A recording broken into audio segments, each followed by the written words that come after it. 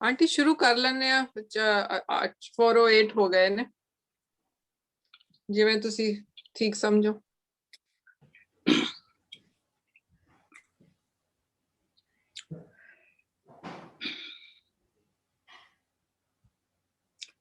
एक ओंकार सतनाम करता पुरख निरभव निर्वैर अकाल मूरत अजूनी सैभं गुर प्रसाद। जप आद सच जुगाद सच है भी सच नानक होसी भी सच। अगेन वाहिगुरू जी खालसा वाहिगुरू जी की फतेह। जिन्नी संगत आई है फिर असी शुरू करने क्योंकि टाइम ते हो गया।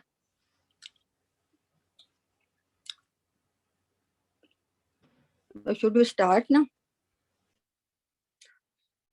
हाँ जी आंटी कर लो।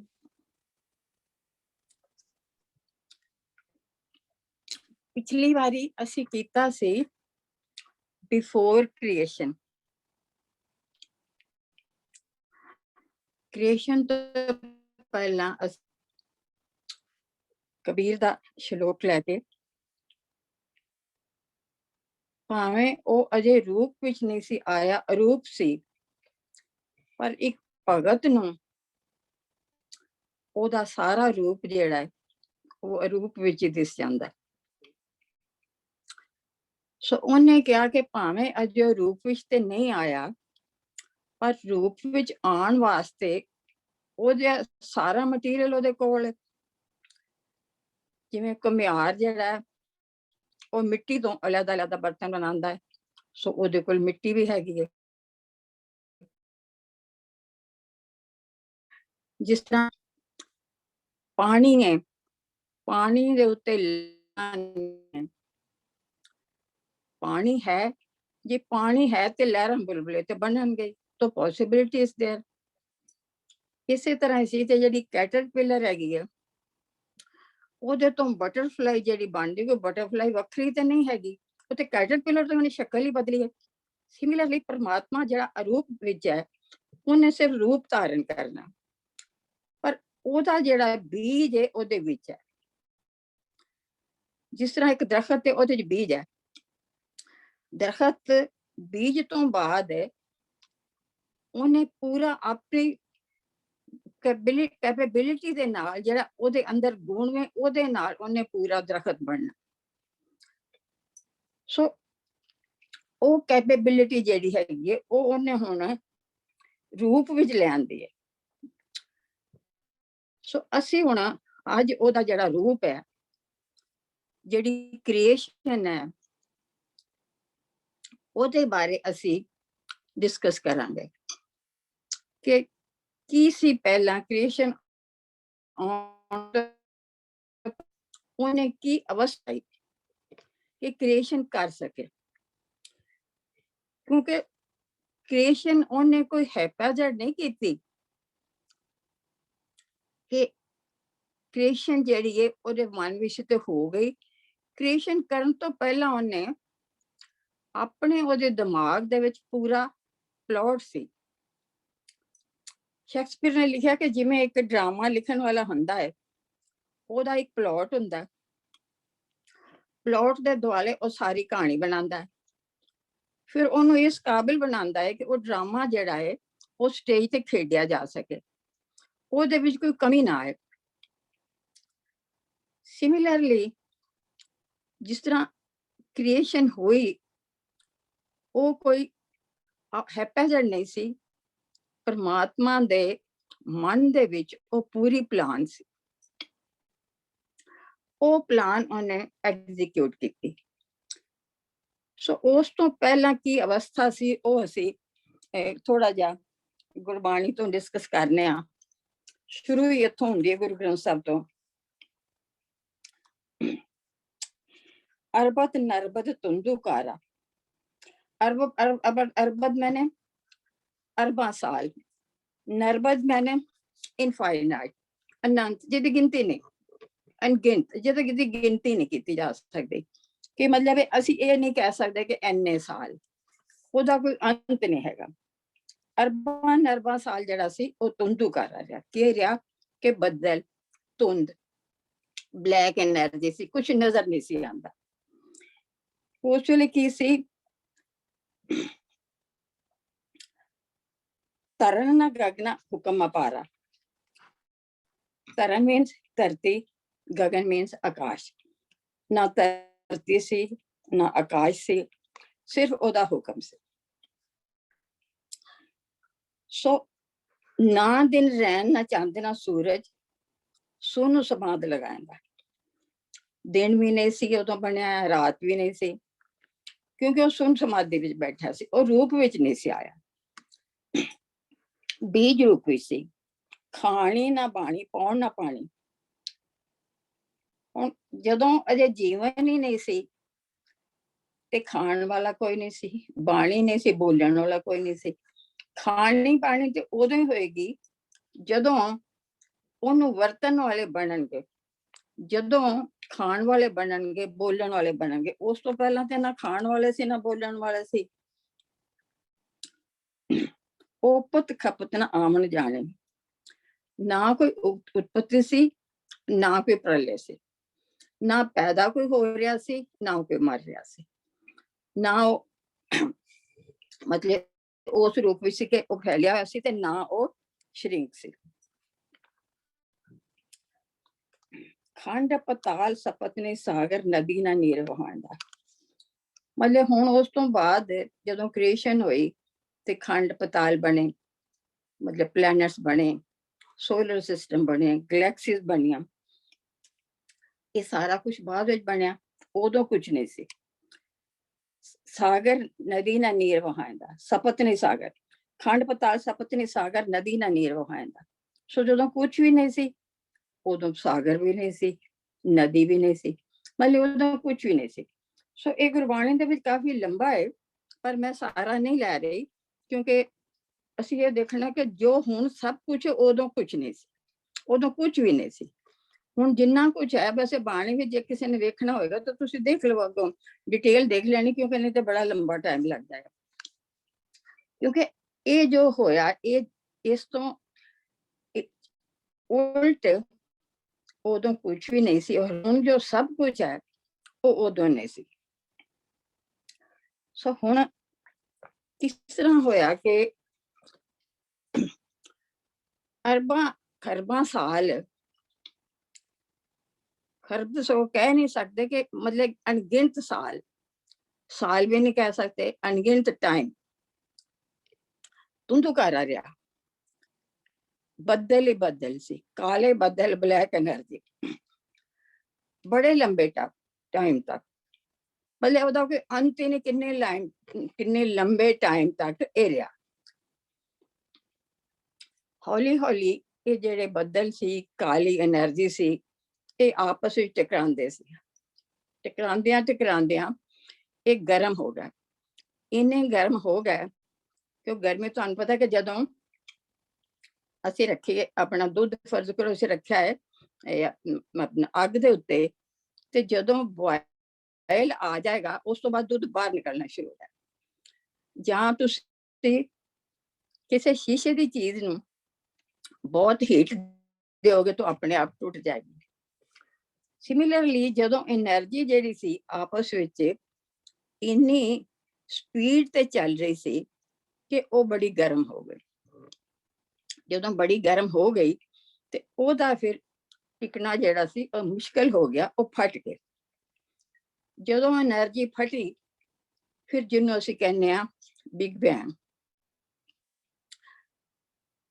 ਫਿਰ ਉਹ ਜਦੋਂ ਆਪਸ ਦੇ ਵਿੱਚ ਉਹ ਬੱਦਲ ਟਕਰਾਏ ਤੇ ਇੱਕ ਬਹੁਤ ਵੱਡੀ ਆਵਾਜ਼ ਦੇ ਨਾਲ ਉਹਦੇ ਵਿੱਚੋਂ ਲਾਈਟ ਨਿਕਲੀ। ਕਿਹਾ ਜਾਂਦਾ ਹੈ ਕਿ ਇਹ ਆਂਡੇ ਦੀ ਸ਼ਕਤੀ, ਜਿਸ ਤਰ੍ਹਾਂ ਕਿ ਅੰਡਾ, ਜਦੋਂ ਤੁਸੀਂ ਜਿਹੜੇ ਪਿੰਡਾਂ ਦੇ ਵਾਕਿਫ ਹੋ ਉਹਨਾਂ ਨੂੰ ਪਤਾ ਹੈ ਕਿ ਜਦੋਂ ਅੰਡੇ ਜਿਹੜੇ ਨੇ ਇੱਕ ਮੁਰਗੀ ਦੇ ਨੀਚੇ ਤੁਸੀਂ ਰੱਖਦੇ ਹੋ ਮੁਰਗੀ ਜਿਹੜੀ ਉਹਦੇ ਅੰਡਿਆਂ ਤੇ ਬੈਠੀ ਰਹਿੰਦੀ ਹੈ, ਸਿਰਫ ਖਾਣਾ ਖਾਂਦੀ, ਫਿਰ ਅੰਡਿਆਂ ਤੇ ਆ ਕੇ ਬੈਠ ਜਾਂਦੀ। 21 ਦਿਨਾਂ ਦੇ ਪਿੱਛੋਂ ਅੰਡਾ ਫਟਦਾ ਔਰ ਉਹਦੇ ਵਿੱਚੋਂ ਬੱਚਾ ਨਿਕਲ ਜਾਂਦਾ। ਮਤਲਬ ਇੱਕ ਸਿਮਿਲਰ ਦਾ ਸੇਮ ਮਟੀਰੀਅਲ, ਜਿਸ ਤਰ੍ਹਾਂ ਕਿ ਦੇਖੋ ਅੰਡਾ ਕੀ, ਉਹਦੇ ਤੁਸੀਂ ਸੋਚ ਸਕਦੇ ਹੋ ਕਿ ਉਹਦੇ ਵਿੱਚ ਬੱਚਾ ਹੈ, ਅਸੀਂ ਕਦੇ ਸੋਚ ਵੀ ਨਹੀਂ ਸਕਦੇ, ਪਰ ਉਹਦੇ ਵਿੱਚੋਂ ਇੰਨਾ ਪਿਆਰਾ ਬੱਚਾ ਨਿਕਲਦਾ ਹੈ ਕਿ ਤੁਸੀਂ ਹੈਰਾਨ ਹੋ ਜਾਂਦੇ ਹੋ। ਔਰ ਫਿਰ ਇਹ ਦੇਖੋ ਕਿ ਕੁਦਰਤ ਨੇ ਕੀ ਬਣਾਇਆ ਹੈ, ਉਹਨੂੰ ਅੰਡਿਆਂ ਤੇ ਬਿਠਾਉਂਦਿਆਂ ਸਾਰ ਮਾਂ ਦਾ ਜਿਹੜਾ ਉਹ ਸੁਭਾਅ ਪਾ ਦਿੱਤਾ ਹੈ। ਉਹਨੂੰ ਨਹੀਂ ਪਤਾ ਕੀ ਹੈ, ਪਰ ਉਹਦੇ ਸੁਭਾਅ ਵਿੱਚੋਂ ਅੰਡਿਆਂ ਨੂੰ ਛੱਡਦੇ ਨੇ। ਲਈ ਜਿਸ ਤਰ੍ਹਾਂ ਅੰਡਾ ਫਟਦਾ ਹੈ ਤੇ ਉਹਦੇ ਵਿੱਚੋਂ ਲਾਈਫ ਨਿਕਲਦੀ ਹੈ, ਸਿਮਿਲਰਲੀ ਜਦੋਂ ਇਹ એનર્ਜੀ ਫਟੀ ਤੇ ਇਹਦੇ ਵਿੱਚੋਂ ਨਿਕਲਿਆ ਕਿ ਆਵਾਜ਼ ਦੇ ਨਾਲ ਨਾਲ ਲਾਈਟ ਵੀ ਨਿਕਲੀ। ਤੇ ਉਹਨੂੰ ਕਿਹਾ ਹੈ ਕੀਤਾ ਪਸਾਓ ਏਕੋ ਕਵਾਓ ਤਿਸਤੇ ਹੋਏ ਲੱਖ ਦਰਿਆ। ਉਹਦੇ ਨਾਲ ਲੱਖਾਂ ਹੀ ਸੂਰਜਾਂ ਦਾ ਜਨਮ ਹੋ ਗਿਆ। ਉਹ ਸੂਰਜ ਜਿਹੜੇ ਸੀ ਟੁੱਟ ਟੁੱਟ ਕੇ ਹੋਰ ਧਰਤੀਆਂ ਬਣਦੇ ਆ। ਸਾਡੀ ਧਰਤੀ ਜਿਹੜੀ ਹੈ ਇਹ ਵੀ ਸੂਰਜ ਦਾ ਇੱਕ ਟੁਕੜਾ ਹੈ। ਸੋ ਸਭ ਤੋਂ ਜ਼ਰੂਰੀ ਗੱਲ ਇਹਦੇ ਚ ਇਹ ਵੇ ਕਿ ਇਹ ਸਾਰਾ ਕੁਝ ਜਿਹੜਾ ਸੀ ਇਹ ਉਹਦੇ ਮਨ ਦੇ ਵਿੱਚ ਪਹਿਲਾਂ ਹੀ ਸੀ। ਤਾਂ ਉਹਨੂੰ ਬਣਾਉਣ ਲੱਗਿਆ, ਕ੍ਰੀਏਸ਼ਨ ਨੂੰ ਬਣਾਉਣ ਲੱਗਿਆ, ਜਿਹੜਾ ਇੱਕ ਅਰਬਾਂ ਸਾਲ ਜਿਹੜਾ ਰਿਹਾ ਅੰਧੇਰਾ ਐਂਡ ਬਲੈਕ એનર્ਜੀ ਜਿਵੇਂ ਰਿੜਕੀਦਾ ਹੈ, ਇਸ ਤਰ੍ਹਾਂ ਰਿੜਕ ਰਿੜਕ ਕੇ ਤਿਆਰ ਜਦੋਂ ਹੋ ਗਈ ਇਸ ਕਾਬਿਲ ਕਿ ਹੁਣ ਇਹ ਲਾਈਫ ਕ੍ਰੀਏਟ ਕਰ ਸਕਦੀ ਹੈ, ਉਦੋਂ ਫਿਰ એનર્ਜੀ ਉਹ ਫਟੀ। ਮਤਲਬ ਤੁਸੀਂ ਇਹਦੇ ਨਾਲ ਨਾ ਇੰਟੈਲੀਜੈਂਸ ਇਹਦਾ ਦੇਖਦੇ ਜਾ, ਉਹ ਸ਼ਕਤੀ ਦਾ ਇੰਟੈਲੀਜੈਂਸ ਦੇਖਦੇ ਜਾ, ਉਹਦੀ ਪਲਾਨਿੰਗ ਦੇਖਦੇ ਜਾ। ਹੁਣ ਇਹਨਾਂ ਚੀਜ਼ਾਂ ਦੇ ਨਾਲ ਨਾਲ ਸਾਨੂੰ ਇੱਕ ਚੀਜ਼ ਜਿਹੜੀ ਕਿ ਉਹ ਬੜੀ ਜ਼ਰੂਰੀ ਰੱਖਣੀ ਹੈ ਯਾਦ, ਕਿ ਇਹ ਇੰਟੈਲੀਜੈਂਸ ਜਿਹੜਾ ਹੈ ਇਹ ਸਿਰਫ ਉਸ ਵੇਲੇ ਨਹੀਂ ਸੀ, ਇਹ ਸਾਰਾ ਇਹ ਕੁਦਰਤ ਦੇ ਵਿੱਚ ਸਾਰਾ ਵਕਤ ਰਹਿੰਦਾ। ਇਹ ਕੁਦਰਤ ਸੀ ਜਿਹੜੀ ਉਹਨੇ ਪੈਦਾ ਕੀਤੀ ਔਰ ਕੁਦਰਤ ਦੇ ਵਿੱਚ ਉਹ ਆ ਬੈਠਾ ਆ। ਸੋ ਇਹ ਜਿਹੜਾ ਇੰਟੈਲੀਜੈਂਸ ਹੈ ਉਹਨੇ ਇਸ એનર્ਜੀ ਦੇ ਅੰਦਰ ਪਾਇਆ ਔਰ ਅਸੀਂ ਉਹ એનર્ਜੀ ਆ, ਉਹ એનર્ਜੀ ਸਾਡੇ ਚ ਵਰਕ ਕਰ ਰਹੀ, ਉਹ ਇੰਟੈਲੀਜੈਂਸ ਵਰਕ ਕਰ ਰਿਹਾ। ਸੋ ਉਹ ਫਿਰ ਉਹਦੇ ਨਾਲ ਬਹੁਤ ਸਾਰੀ ਜਿਹੜੀ ਸੀ ਉਹ ਪੈਦਾ ਹੋਈ। ਹੁਣ ਇਹਦੇ ਵਿੱਚ ਜਿਹੜੀ ਇਹ ਚੀਜ਼ ਇੱਕ ਚੀਜ਼ ਤੇ ਤੁਸੀਂ ਆਪਣੇ ਮਨ ਵਿੱਚ ਜਿਹੜੀ ਸਾਡੇ ਪੁਆਇੰਟ ਅਸੀਂ ਇਹਦੇ ਤੋਂ ਰਿਸੀਵ ਕਰਨਾ ਹੋ ਇਹ ਹੈ ਕਿ ਉਹ એનર્ਜੀ ਜਿਹੜੀ ਇੰਨੀ ਇੰਟੈਲੀਜੈਂਟ ਸੀ, ਉਹ ਹੀ એનર્ਜੀ ਅਸੀਂ ਹਾਂ। ਸਭ ਤੋਂ ਜ਼ਿਆਦਾ ਇੰਟੈਲੀਜੈਂਸ ਉਹਨੇ ਇਨਸਾਨ ਦੇ ਵਿੱਚ ਪਾਇਆ। ਬਾਕੀਆਂ ਦੇ ਵਿੱਚ ਇੰਸਟਿੰਕਟ ਹੈ ਨਾ, ਸਾਰੇ ਆਪਣੇ ਐਨੀਮਲ ਵੀ ਇੰਸਟਿੰਕਟ ਹੈ, ਉਹਨਾਂ ਦੇ ਵਿੱਚ ਜਿਹੜੀ ਹੈ ਇਮੋਸ਼ਨ ਨਹੀਂ, ਉਹਨਾਂ ਦੇ ਵਿੱਚ ਬੁੱਧੀ ਨਹੀਂ, ਦੇ ਕਾਂਟ ਚੂਜ਼। ਇਨਸਾਨ ਜਿਹੜਾ ਚੂਜ਼ ਕਰ ਸਕਦਾ। ਹੁਣ ਜੇ ਉਹਨੇ ਸਾਡੇ ਚੋਂ ਇੰਟੈਲੀਜੈਂਸ ਪਾਇਆ ਹੈ ਤੇ we have to work on that, we have to always think ਕਿ ਜੋ ਅਸੀਂ ਕਰ ਰਹੇ ਹਾਂ, ਜੋ ਅਸੀਂ ਸੁਣ ਰਹੇ ਹਾਂ, ਇਹਦੇ ਵਿੱਚੋਂ ਹਰ ਇੱਕ ਦੇ ਵਿੱਚੋਂ ਸਾਨੂੰ ਇੱਕ ਲੈਸਨ ਮਿਲਦਾ। ਉਹ ਇੰਟੈਲੀਜੈਂਸ ਜਿਹੜਾ ਉਹਨੇ ਹਰ ਚੀਜ਼ ਦੇ ਅੰਦਰ ਪਾ। ਹੁਣ ਹਰ ਚੀਜ਼ ਜਿਹੜੀ ਹੈਗੀ ਹੈ ਦੇਖੋ ਆਪਣੇ ਆਪ ਕੰਮ ਕਰ ਰਹੀ। ਤੁਸੀਂ ਦੇਖੋ ਰਾਤੀ ਰੁੱਤੀ ਥਿੱਤੀ ਵਾਰ ਪਵਨ ਪਾਣੀ ਅਗਨੀ ਪਾਤਾਲ ਤੀਸਰੀ ਧਰਤੀ ਥਾਪ ਰੱਖੇ ਧਰਮਸਾਰ। ਤੁਸੀਂ ਇਹਦੇ ਵਿੱਚ ਮਤਲਬ ਤੁਸੀਂ ਇੱਕ ਬੜੀ ਸੋਚਣ ਵਾਲੀ ਗੱਲ ਹੈ ਕਿ ਉਹਨੇ ਇਨਸਾਨ ਨੂੰ ਬਣਾਉਣ ਤੋਂ ਪਹਿਲਾਂ ਇੰਨੀ ਜ਼ਿਆਦਾ ਕੰਫਰਟੇਬਲ ਪੋਜੀਸ਼ਨ ਕਰ ਦਿੱਤੀ ਕਿ ਜੇ ਇਹ ਸਾਰਾ ਕੁਝ ਨਹੀਂ ਹੋਇਆ ਤੇ ਮੈਂ ਧਰਤੀ ਬਣਾ ਦਿੱਤੀ, ਇਨਸਾਨ ਤੇ ਜੀ ਵੀ ਸਕੇਗਾ ਪਰ ਪ੍ਰੋਗਰੈਸ ਨਹੀਂ ਕਰੇਗਾ। ਉਹਦਾ ਸਿਰਫ ਧਿਆਨ ਜਿਹੜਾ ਉਹ ਸਿਰਫ ਹਰ ਵੇਲੇ ਆਪਣੇ ਮਤਲਬ ਰਹੇਗਾ ਆਪਣੇ ਆਪ ਨੂੰ ਮੇਨਟੇਨ ਕਰਨ ਤੇ ਕਿ ਮੈਂ ਆਪਣੇ ਆਪ ਨੂੰ ਜਿੰਦਾ ਕਿਵੇਂ ਰੱਖਣਾ, ਜਿਵੇਂ ਐਨੀਮਲ ਰੱਖਦਾ। ਸੋ ਉਹਨੇ ਫਿਰ ਇੰਨੀ ਮਤਲਬ ਇੱਕ ਕਨਵੀਨੀਅੰਟ ਜਗ੍ਹਾ ਬਣਾ ਦਿੱਤੀ ਕਿ 30ਵੀਂ ਧਰਤੀ ਥਾਪ ਰੱਖੀ ਧਰਮਸਾਰ। ਮਤਲਬ ਇੰਨਾ ਕਨਵੀਨੀਅੰਟ ਬਣਾ ਦਿੱਤਾ ਕਿ ਧਰਤੀ ਜਿਹੜੀ ਸੀ ਉਹ ਧਰਮ ਦੀ ਸ਼ਾਲਾ ਬਣ ਗਈ, ਧਰਮ ਦਾ ਸਕੂਲ ਬਣ ਗਿਆ, ਜਿੱਥੇ ਬੈਠ ਕੇ ਇਨਸਾਨ ਧਰਮ ਦੀ ਪ੍ਰੈਕਟਿਸ ਕਰਕੇ ਤੇ ਆਪਣੇ ਜੀਵਨ ਦਾ ਜਿਹੜਾ ਲਕਸ਼ ਉਹ ਪਾ ਸਕਦਾ ਹੈ। ਸੋ ਦੂਸਰੀ ਚੀਜ਼ ਜਿਹੜੀ ਹੈ ਉਹ ਇਹ ਹੈ ਕਿ ਜਿਹੜੀ ਕਿ ਮਤਲਬ ਬੜੀ ਬਿਊਟੀਫੁਲ ਹੈ ਕਿ ਦੇਖੋ ਸਾਇੰਸ ਨੇ ਇਹ ਜਿਹੜੀ ਸਟੱਡੀ ਸੀ ਸਾਰੀ ਬ੍ਰਹਿਮੰਡਾਂ ਦੀ ਇਹ 18ਵੀਂ ਸਦੀ ਸ਼ੁਰੂ ਕੀਤੀ ਹੈ। ਔਰ ਉਹਦੇ ਵਿੱਚ ਉਹਨਾਂ ਨੇ ਮਤਲਬ ਕਾਫੀ ਦੱਸਿਆ ਹੈਗਾ ਵੀ ਕਿਸ ਤਰ੍ਹਾਂ ਯੂਨੀਵਰਸਿਟੀਜ਼ ਹੈਗੇ ਨੇ, ਬ੍ਰਹਿਮੰਡ ਨੇ, ਸਭ ਕੁਝ ਕਿਸ ਤਰ੍ਹਾਂ। ਗੁਰੂ ਨਾਨਕ ਨੇ ਤੇ ਪਹਿਲਾਂ ਦੱਸ ਦਿੱਤਾ ਸੀ। ਉਹਨਾਂ ਨੇ ਅਸੀਂ ਪਾਤਾਲਾਂ ਪਾਤਾਲ, ਲੱਖ ਆਗਾਸਾਂ ਆਗਾਸ, ਓੜਕ ਓੜਕ ਪਾਲ ਤਕੇ, ਵੇਦ ਕਹਿਣ ਇਕਵਾਸ, ਸਹਿਸ 18 ਕਹਿਣ ਕਿਤੇ ਅਚੁਲਤਾ। ਸੋ ਹੁਣ ਮਤਲਬ ਜਿਹੜੀ ਇਹ ਸਾਡੇ ਸੋਚਣ ਵਾਲੀ ਇਹ ਗੱਲ ਹੈ ਕਿ ਗੁਰੂ ਨਾਨਕ ਦੇਵ ਜੀ ਕਿੰਨੇ ਪਹੁੰਚੇ ਹੋਏ ਸੀ, ਕਿੰਨੀ ਉਹਨਾਂ ਦੀ ਜਿਹੜੀ ਸਟੱਡੀ ਸੀ ਉਹ ਕਰੈਕਟ ਸੀ, ਪਰ ਇਹ ਸਾਰਾ ਗਿਆਨ ਜਿਹੜਾ ਉਹਨਾਂ ਨੂੰ ਕਿੱਥੋਂ ਆਇਆ। ਉਹਨਾਂ ਨੇ ਬਹੁਤ ਥਾਵਾਂ ਤੇ ਇਹ ਕ੍ਰੀਏਸ਼ਨ ਬਾਰੇ ਮੈਂਸ਼ਨ ਕੀਤਾ ਹੈ। ਉਹਨਾਂ ਨੇ ਕਿਹਾ ਨਾ, ਧਰਤੀ ਹੋਰ ਪਰੇ ਹੋਰ ਹੋਰ, ਤਿਸ ਤੇ ਭਾਰ ਤਲੇ ਕਮਨ ਜੋਰ। ਮਤਲਬ ਹੁਣ ਅਸੀਂ ਇਹ ਕਹਿੰਦੇ ਹਾਂ ਕਿ ਵੀ ਇਹ ਮਤਲਬ ਹਿੰਦੂ ਧਰਮ ਵਿੱਚ ਇੱਕ ਤਬਕਾ ਕਹਿੰਦੇ ਨੇ ਕਿ ਬਈ ਧਰਤੀ ਜਿਹੜੀ ਉਹਨੂੰ ਜਿਹੜਾ ਬੈਲ ਨੇ ਆਪਣੇ ਸਿੰਘਾਂ ਦੇ ਚੁੱਕਿਆ ਹੋਇਆ, ਤੇ ਜਦੋਂ ਉਹ ਸਿੰਘ ਬਦਲਦਾ ਦੂਸਰੇ ਤੇ ਧਰਤੀ ਕਰਦਾ ਤੇ ਧਰਤੀ ਹਿਲਦੀ ਹੈ। ਤਾਂ ਉਹ ਕਹਿੰਦੇ ਨੇ ਕਿ ਧਰਤੀਆਂ ਹੋਰ ਵੀ ਨੇ, ਪਰ ਇੰਨੇ ਬੈਲ ਕਿੱਥੇ ਹੈਗੇ ਨੇ ਕਿ ਉਹਨਾਂ ਧਰਤੀਆਂ ਦੇ ਨੀਚੇ। ਉਹਨਾਂ ਨੇ ਕਿਹਾ ਕਿ ਹੋਰ ਵੀ ਧਰਤੀਆਂ ਹੈਗੀਆਂ। ਸੋ ਪਹਿਲੇ ਅੱਜ ਜਿਹੜਾ ਸਾਇੰਸਦਾਨਾਂ ਨੇ ਜਿਹੜੀਆਂ ਸਰਚੇਸ ਕੀਤੀਆਂ ਨੇ ਗੁਰੂ ਨਾਨਕ ਦੇਵ ਨੇ, ਤੇ ਉਦੋਂ ਹੀ ਦੱਸ ਦਿੱਤੀਆਂ ਸੀ। ਫਿਰ ਉਹਨਾਂ ਨੇ ਕਿਹਾ ਨਾ, ਤਿੱਥੇ ਖੰਡ ਮੰਡਲ ਵਰ ਭੰਡ, ਜੇ ਕੋ ਕਥੇ ਸੰਤ ਨਾ। ਇਹ ਤੇ ਉਦੋਂ ਹੀ ਉਹਨਾਂ ਕਹਿ ਦਿੱਤਾ ਸੀ ਕਿ ਕਿੰਨੇ ਪਲੈਨਟਸ ਨੇ, ਕਿੰਨੇ ਸੌਰ ਮੰਡਲ ਨੇ, ਕਿੰਨੀਆਂ ਗਲੈਕਸੀਜ਼ ਨੇ।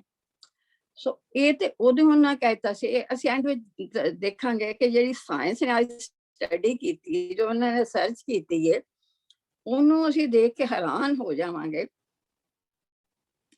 ਕਿ ਇੰਨੀਆਂ ਗਲੈਕਸੀਜ਼, ਇੰਨਾ ਸਭ ਕੁਝ ਹੈ। ਇਨਸਾਨ ਜਿਹੜਾ ਬਹੁਤ ਹੀ ਛੋਟਾ, ਔਰ ਆਪਣੇ ਆਪ ਨੂੰ ਉਹ ਕਿਉਂ ਇੰਨਾ ਮਤਲਬ ਸਮਝਦਾ ਕਿ ਵੀ ਮੈਂ ਕੁਛ ਹਾਂ। ਉਹਦੇ ਨਾਲ ਕੀ ਹੈ ਕਿ ਬੜਾ ਫਾਇਦਾ ਹੁੰਦਾ ਕਿ ਇਨਸਾਨ ਨੂੰ ਆਪਣੇ ਛੋਟੇ ਹੋਣ ਦੀ ਸਮਝ ਆ ਜਾਂਦੀ। ਉਹ ਜਿਹੜਾ ਹੰਕਾਰ ਜਿਹੜਾ ਜਾਂਦਾ ਨਹੀਂ ਸਾਡੇ ਵਿੱਚੋਂ, ਇਹਨਾਂ ਨੂੰ ਪੜ੍ਹ ਕੇ ਅਸੀਂ ਬੜੇ ਓਪਨ ਹੁੰਦੇ ਹਾਂ, ਹਿਰਦਾ ਸਾਡਾ ਵਿਸ਼ਾਲ ਹੁੰਦਾ ਹੈ। ਸਭ ਤੋਂ ਵੱਡੀ ਗੱਲ ਇਹ ਸਾਨੂੰ ਵਿਸਮਾਦ ਵਿੱਚ ਲੈ ਜਾਂਦਾ, ਇੱਕ ਹੈਰਾਨੀ ਦੇ ਵਿੱਚ। ਉਹ ਵਿਸਮਾਦ ਜਿਹੜਾ ਉਹ ਸਾਨੂੰ ਬੜਾ ਓਪਨ ਕਰਦਾ, ਔਰ ਸਾਡੀ ਜਿਹੜੀ ਕੌਨਸ਼ੀਅਸਨੈਸ ਉਹ ਇੰਨਾ ਖੁੱਲਦੀ ਹੈ, ਅਸੀਂ ਹਾਇਰ ਸਟੇਜ ਵਿੱਚ ਚਲੇ ਜਾਂਦੇ। ਸੋ ਇਹ ਜਿਹੜਾ ਇਹ ਬਹੁਤ ਜ਼ਰੂਰੀ ਹੈ, ਇਹ ਵਿਸਮਾਦ ਜਿਹੜਾ। ਤਾਂ ਹੀ ਅਸੀਂ ਉਹ ਚੀਜ਼ਾਂ ਨੂੰ ਜਿਹੜੇ ਜ਼ਿਆਦਾ ਅਸਰਟ ਕਰਨਾ ਚਾਹੁੰਦੇ ਹਾਂ, ਤਾਂ ਕਿ ਸਾਨੂੰ ਇਹ ਪਤਾ ਲੱਗੇ ਕਿ ਉਹਦੀਆਂ ਸ਼ਕਤੀਆਂ ਕੰਮ ਕਿਵੇਂ ਕਰ ਰਹੀਆਂ ਹੈ। ਜਦੋਂ ਉਹਦੀਆਂ ਸ਼ਕਤੀਆਂ ਕੰਮ ਕਰਦੀਆਂ ਦਾ ਸਾਨੂੰ ਪਤਾ ਲੱਗਦਾ ਹੈ, ਤੇ ਉਹ ਸ਼ਕਤੀਆਂ ਸਾਡੇ ਤੇ ਕੰਮ, ਫਿਰ ਸਾਨੂੰ ਪਤਾ ਲੱਗਦਾ ਕਿ ਅਸੀਂ ਬਿਹੇਵ ਕਿਸ ਤਰ੍ਹਾਂ ਕਰਨਾ। ਸੋ ਹੋਰ ਉਹਨਾਂ ਨੇ ਮਤਲਬ ਉਹਦੇ ਕਹਿੰਦੇ ਨਾ, ਕਿਸ ਤਰ੍ਹਾਂ ਉਹਨਾਂ ਨੇ ਜਦੋਂ ਧਰਤੀ ਬਣਾਈ ਤੇ ਕਿੰਨੀ ਕਿਸਮ ਦੇ ਕਹਿੰਦੇ ਨਾ, ਕੇਤੇ ਪੌਣ ਪਣੇ ਬਸੰਤਰ, ਕੇਤੇ ਕਾਨ ਮਹੇਸ਼, ਕੇਤੇ ਬ੍ਰਹਮੇ ਘਾਟ ਘੜੀਏ ਰੂਪ ਰੰਗ ਕੇ ਵੇਸ, ਕੇਤੀਆਂ ਕਰਮ ਭੂਮੀ ਮੇਰ, ਕੇਤੇ ਕੇਤੇ ਧੂਪ ਦੇਸ, ਕੇਤੇ ਇੰਦਜੰਦ ਸੂਰ, ਕੇਤੇ ਕੇਤੇ ਕੇਤੇ ਸਿੱਧ ਭੋਜਨਾਥ, ਕੇਤੇ ਕੇਤੇ ਦੇਵੀ ਵੇਸ, ਕੇਤੇ ਦੇਵਦਾਨ ਮੋਹਨ, ਕੇਤੇ ਕੇਤੇ ਰਤਨ ਸਮੂਨ, ਕੇਤੀਆਂ ਖਾਣੇ ਕੇਤੀਆਂ ਮਾਣੇ, ਕੇਤੇ ਪਾਤਰੇ, ਕੇਤੀਆਂ ਸੁਰਤੀ ਸੇਵਕ, ਕੇਤੇ ਨਾਨਕ। ਸੋ ਹੁਣ ਇਹਦੇ ਵਿੱਚ ਤੁਸੀਂ ਦੇਖੋ, ਸਾਡੀ ਜਿਹੜੀ ਸਾਡਾ ਜਿਹੜਾ ਸੌਰ ਮੰਡਲ ਹੈ, ਉਹਦਾ ਇੱਕ ਹੀ ਸੂਰਜ ਹੈਗਾ। ਲੇਕਿਨ ਜਿਹੜੇ ਦੂਸਰੇ ਆਪਣਾ ਗਲੈਕਸੀਜ਼ ਨੇ, ਕਈਆਂ ਦਾ 2-2 4-4 ਸੂਰਜ ਵੀ ਨੇ। ਇਸੇ ਤਰ੍ਹਾਂ 2-2 4-4 ਚੰਨ ਵੀ ਨੇ। ਤੁਸੀਂ ਜੇਕਰ ਯੂਨੀਵਰਸ ਨੂੰ ਸਟੱਡੀ ਕਰੋ ਨਾ, ਮੈਂ ਸਟੱਡੀ ਕੀਤਾ ਸੀ, ਯੂਨੀਵਰਸ ਨੂੰ ਸਟੱਡੀ ਕਰੋ, ਉਹਦੀ ਤੁਹਾਨੂੰ ਪਤਾ ਲੱਗੇਗਾ ਕਿ ਡਿਫਰੈਂਟ ਜਿਹੜੇ ਪਲੈਨਟਸ ਨੇ, ਸਾਡੇ ਪਲੈਨਟ ਦਾ ਇੱਕ ਸੂਰਜ ਹੈ, ਲੇਕਿਨ ਦੂਸਰੇ ਪਲੈਨਟ ਦਾ ਸੂਰਜ ਜਿਹੜੇ ਨੇ ਉਹ ਜ਼ਿਆਦਾ ਹੈਗੇ ਨੇ ਇਸ ਤੋਂ। ਸੋ ਇਹ ਸਾਰਾ ਸਾਨੂੰ ਵਿਸਮਾਦ ਵਿੱਚ ਲੈ ਜਾਂਦਾ ਹੈ ਕਿ ਇਹ ਕਿਸ ਤਰ੍ਹਾਂ ਸਾਰਾ ਕੁਛ ਹੈ, ਇਹ ਕਿਉਂ ਇਸ ਤਰ੍ਹਾਂ ਹੈ, ਔਰ ਇਹਦੇ ਵਿੱਚ ਕਿੰਨੀ ਐਫੀਸ਼ੀਐਂਸੀ ਹੈ, ਕਿੰਨੀ ਪੂਰਨਤਾ ਹੈਗੀ ਹੈ, ਅਸੀਂ ਸੋਚ ਵੀ ਨਹੀਂ ਸਕਦੇ। ਸੋ ਇਹ ਪੂਰਨਤਾ ਜਿਹੜੀ ਹੈ ਗੁਰੂਆਂ ਨੇ ਸਾਡੇ ਸਾਹਮਣੇ ਲਿਆ ਕੇ ਰੱਖੀ ਹੈਗੀ ਕਿ ਅਸੀਂ ਉਹਦੇ ਤੋਂ ਸੋਚ ਸਕੀਏ। ਅਸੀਂ ਸਿਰਫ ਇਹ ਨਾ ਕਹੀਏ ਕਿ ਬਾਣੀ ਹੈ ਤੇ ਅਸੀਂ ਪੜ੍ਹਨੀ ਹੈ, ਤੇ ਅਸੀਂ ਪੜ੍ਹ ਲਈਏ ਤੇ ਠੀਕ ਹੈ। ਇਹ ਸਾਨੂੰ ਉਸ ਗਿਆਨ ਦੇ ਵਿੱਚ ਲੈ ਜਾਂਦੀ ਹੈ, ਜਿੱਥੇ ਅਸੀਂ ਸੋਚਣ ਨੂੰ ਮਜਬੂਰ ਹੋ ਜਾਂਦੇ ਹਾਂ ਕਿ ਇਹ ਜਿਹੜੀ ਸਾਰੀ ਇੰਟੈਲੀਜੈਂਸ ਹੈ, ਇਹ ਪ੍ਰਮਾਤਮਾ ਨੇ ਇਸ ਕਰਕੇ ਨਹੀਂ ਸਾਨੂੰ ਐਕਸਪਲੇਨ ਕੀਤੀ ਕਿ ਤੁਸੀਂ ਸਿਰਫ ਸੁਣ ਲਓ। ਇਹਨੂੰ ਤੁਸੀਂ ਅੱਛੀ ਤਰ੍ਹਾਂ ਰਿੜਕੋ, ਇਹਨੂੰ ਦੇਖੋ, ਕਿਉਂਕਿ ਇਹ ਸਾਰਾ ਇੰਟੈਲੀਜੈਂਸ ਤੁਹਾਡੇ ਅੰਦਰ ਕੰਮ ਕਰ ਰਿਹਾ। ਕਿਉਂਕਿ ਅਸੀਂ ਜਿਹੜਾ ਕਹਿੰਦੇ ਆ ਨਾ, ਜੋ ਬ੍ਰਹਮੰਡੇ ਸੋਈ ਪਿੰਡੇ, ਦਿਸ ਇਜ਼ ਦੈਟ। ਹੁਣ ਤੁਸੀਂ ਜੇ ਬ੍ਰਹਮਾਂਡ ਨੂੰ ਸਟੱਡੀ ਕਰੋਗੇ ਨਾ, ਤੁਹਾਨੂੰ ਇਹ ਪਤਾ, ਵੈਸੇ ਸਾਨੂੰ ਪਤਾ ਨਹੀਂ ਲੱਗਿਆ ਸਾਡੇ ਅੰਦਰ ਸਭ ਕੁਝ ਕੀ ਹੈ, ਲੇਕਿਨ ਜਦੋਂ ਤੁਸੀਂ ਬ੍ਰਹਮਾਂਡ ਨੂੰ ਸਟੱਡੀ ਕਰੋਗੇ ਤੁਹਾਨੂੰ ਪਤਾ ਲੱਗੇਗਾ ਕਿ ਬਹੁਤ ਹੀ ਕੁਝ ਤੇ ਸਾਡੇ ਅੰਦਰ ਬ੍ਰਹਮਾਂਡ ਦਾ ਹੈ। ਜਿਵੇਂ ਹੁਣ ਮਤਲਬ ਇਹ ਮੈਂ ਤੁਹਾਨੂੰ ਦੱਸਿਆ ਕਿ ਜਦੋਂ ਇਹ ਫਟੀਆਂ, ਜਦੋਂ ਬਲੈਕ એનર્ਜੀ ਫਟੀ ਤੇ ਬੜੀ ਗਰਮੀ ਸੀ ਤੇ ਉਹਦੇ ਵਿੱਚੋਂ ਬੜਾ ਮਤਲਬ ਨਿਕਲੀ, ਲਾਈਟ ਨਿਕਲੀ। ਔਰ ਇਹ ਲਾਈਟ ਜਿਹੜੀ ਹੈ ਔਰ ਸਾਊਂਡ ਜਿਹੜੇ ਤੁਹਾਡੇ ਅੰਦਰ, ਹੁਣ ਜਿਹੜੀ ਅਨਹਦ ਧੁਨ ਹੈ ਜਿਹੜੀ ਕਨਸਟੈਂਟਲੀ ਬ੍ਰਹਮਾਂਡ ਦੇ ਵਿੱਚ ਚੱਲ ਰਹੀ ਹੈ, ਉਹ ਕੀ ਹੈ? ਉਹ ਬਿਗ ਬੈਂਗ ਦੇ ਧੁਨ ਹੈ।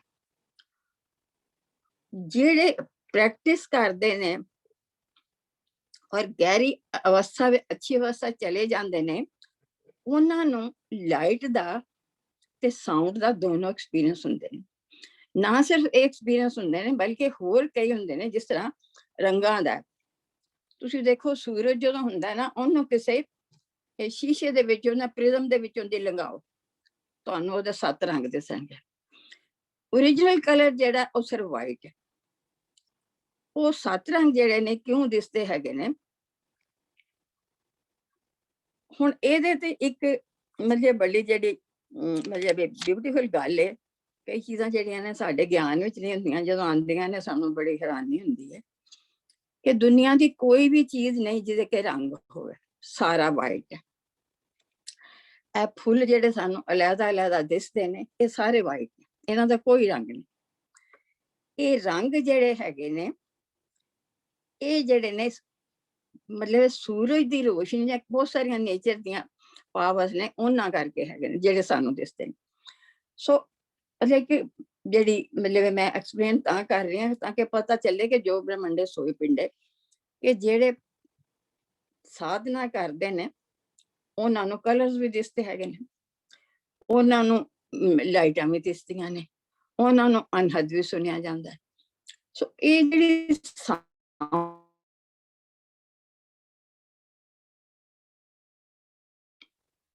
ਇਹ ਸਾਊਂਡ ਤੋਂ ਉਹਦੇ ਜਿਹਨੂੰ ਪੌਣ ਪਣੇ ਬਸੰਤਰ ਗਾਵੇ ਰਾਜਾ ਕਰਨ ਤੋਂ ਚਿੱਤ ਕੋਲ ਜਨਮ ਗਾਵਣ ਮਨ ਕੀ ਹੈ ਕਿ ਗਾਵਣ ਤੁਝਨੋਂ ਵਾਵਣ ਹਾਰੇ ਕੀ ਹੈ? ਤੁਸੀਂ ਜ਼ਰਾ ਦੱਸਣਾ। ਗਾਵਣ ਤੋਂ ਪੌਣ ਤੋਂ ਗਾਵਣ ਤੋਂ। ਸੋ ਸਾਰੇ ਜਿਹੜੇ ਤੈਨੂੰ ਗਾ ਰਹੇ ਹੈਗੇ ਨੇ, ਇਹ ਧੁਨਾਂ ਸਾਰੀਆਂ ਜਿਹੜੀਆਂ ਨੇ ਬ੍ਰਹਮਾਂਡ ਵਿੱਚ।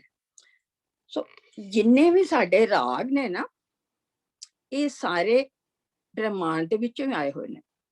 ਇਹਨਾਂ ਨੂੰ ਸਟੱਡੀ ਕਰਕੇ ਉਹਦੀ ਬੇਸ ਤੇ ਜਿਹੜੇ ਸਾਡੇ ਸਾਜ਼ ਨੇ ਨਾ, ਮਿਊਜ਼ਿਕ ਸਾਜ਼ ਨੇ, ਇਹ ਸਾਰੇ ਉਹਦੀ ਬੇਸ ਤੇ ਬਣੇ ਹੋਏ ਨੇ। ਰਾਗ ਸਾਰੇ ਉਹਦੀ ਬੇਸ ਤੇ ਨੇ। ਔਰ ਉਹ ਜਿਹੜੇ ਐਕਸਪੀਰੀਅੰਸ ਜਿਹੜੇ ਹੁੰਦੇ ਨੇ, ਉਹ ਸਾਰਾ ਕੁਝ ਬ੍ਰਹਮਾਂਡ ਵਿੱਚ। ਤਾਂ ਹੀ ਉਹ ਬਾਰ-ਬਾਰ ਕਿਹਾ ਕਿ ਜੋ ਬ੍ਰਹਮੰਡੇ ਸੋਈ ਪਿੰਡੇ। ਹੋਰ ਵੀ ਬਹੁਤ ਕੁਝ ਹੈ, ਜਿਉਂ ਜਿਉਂ ਅਸੀਂ ਖੋਲਾਂਗੇ, ਜਿੱਥੇ ਜਿੱਥੇ ਰੈਫਰੈਂਸ ਆਏਗੀ, ਉੱਥੇ ਉੱਥੇ ਫਿਰ ਮੈਂ ਤੁਹਾਨੂੰ ਰੈਫਰ ਕਰ ਦਿਆਂਗੀ ਕਿ ਜੋ ਬ੍ਰਹਮੰਡੇ ਸੋਈ ਪਿੰਡੇ। ਜਿੱਥੇ ਜਿੱਥੇ ਰੈਫਰੈਂਸ ਆ ਰਹੀ ਹੈ ਉਹ ਮੈਂ ਤੁਹਾਨੂੰ ਦੱਸ ਰਹੀ ਹਾਂ, ਕਿਉਂਕਿ ਸਾਰੀ ਬਾਣੀ ਕੋਈ ਅਲੱਗਾ ਨਹੀਂ, ਬਾਣੀ ਸਾਰੀ ਇਕੱਠੀ ਕਲੈਕਟਡ ਹੈਗੀ ਹੈ।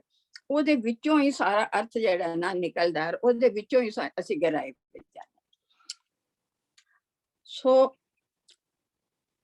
ਹੁਣ ਇੰਨੇ ਇੰਟੈਲੀਜੈਂਸ ਦੇ ਨਾਲ ਜਿਹੜਾ ਇਹ ਸ਼ੁਰੂ ਹੋਇਆ ਕਿ ਪਹਿਲਾਂ ਸਭ ਤੋਂ ਪਹਿਲਾਂ ਹਵਾ ਬਣੀ, ਹਵਾ ਤੋਂ ਬਾਅਦ ਪਾਣੀ। ਉਹਨਾਂ ਸਾਚੇ ਤੇ ਪਵਨਾ ਪਿਆ, ਪਵਨੇ ਤੇ ਜਲ ਹੋਏ, ਜਲ ਜਲ ਹੋਏ, ਜਲ ਤੇ ਤ੍ਰੈ ਪਵਨ ਸਾਜਿਆ, ਘਟ ਘਟ ਜੋਸ ਨੂੰ।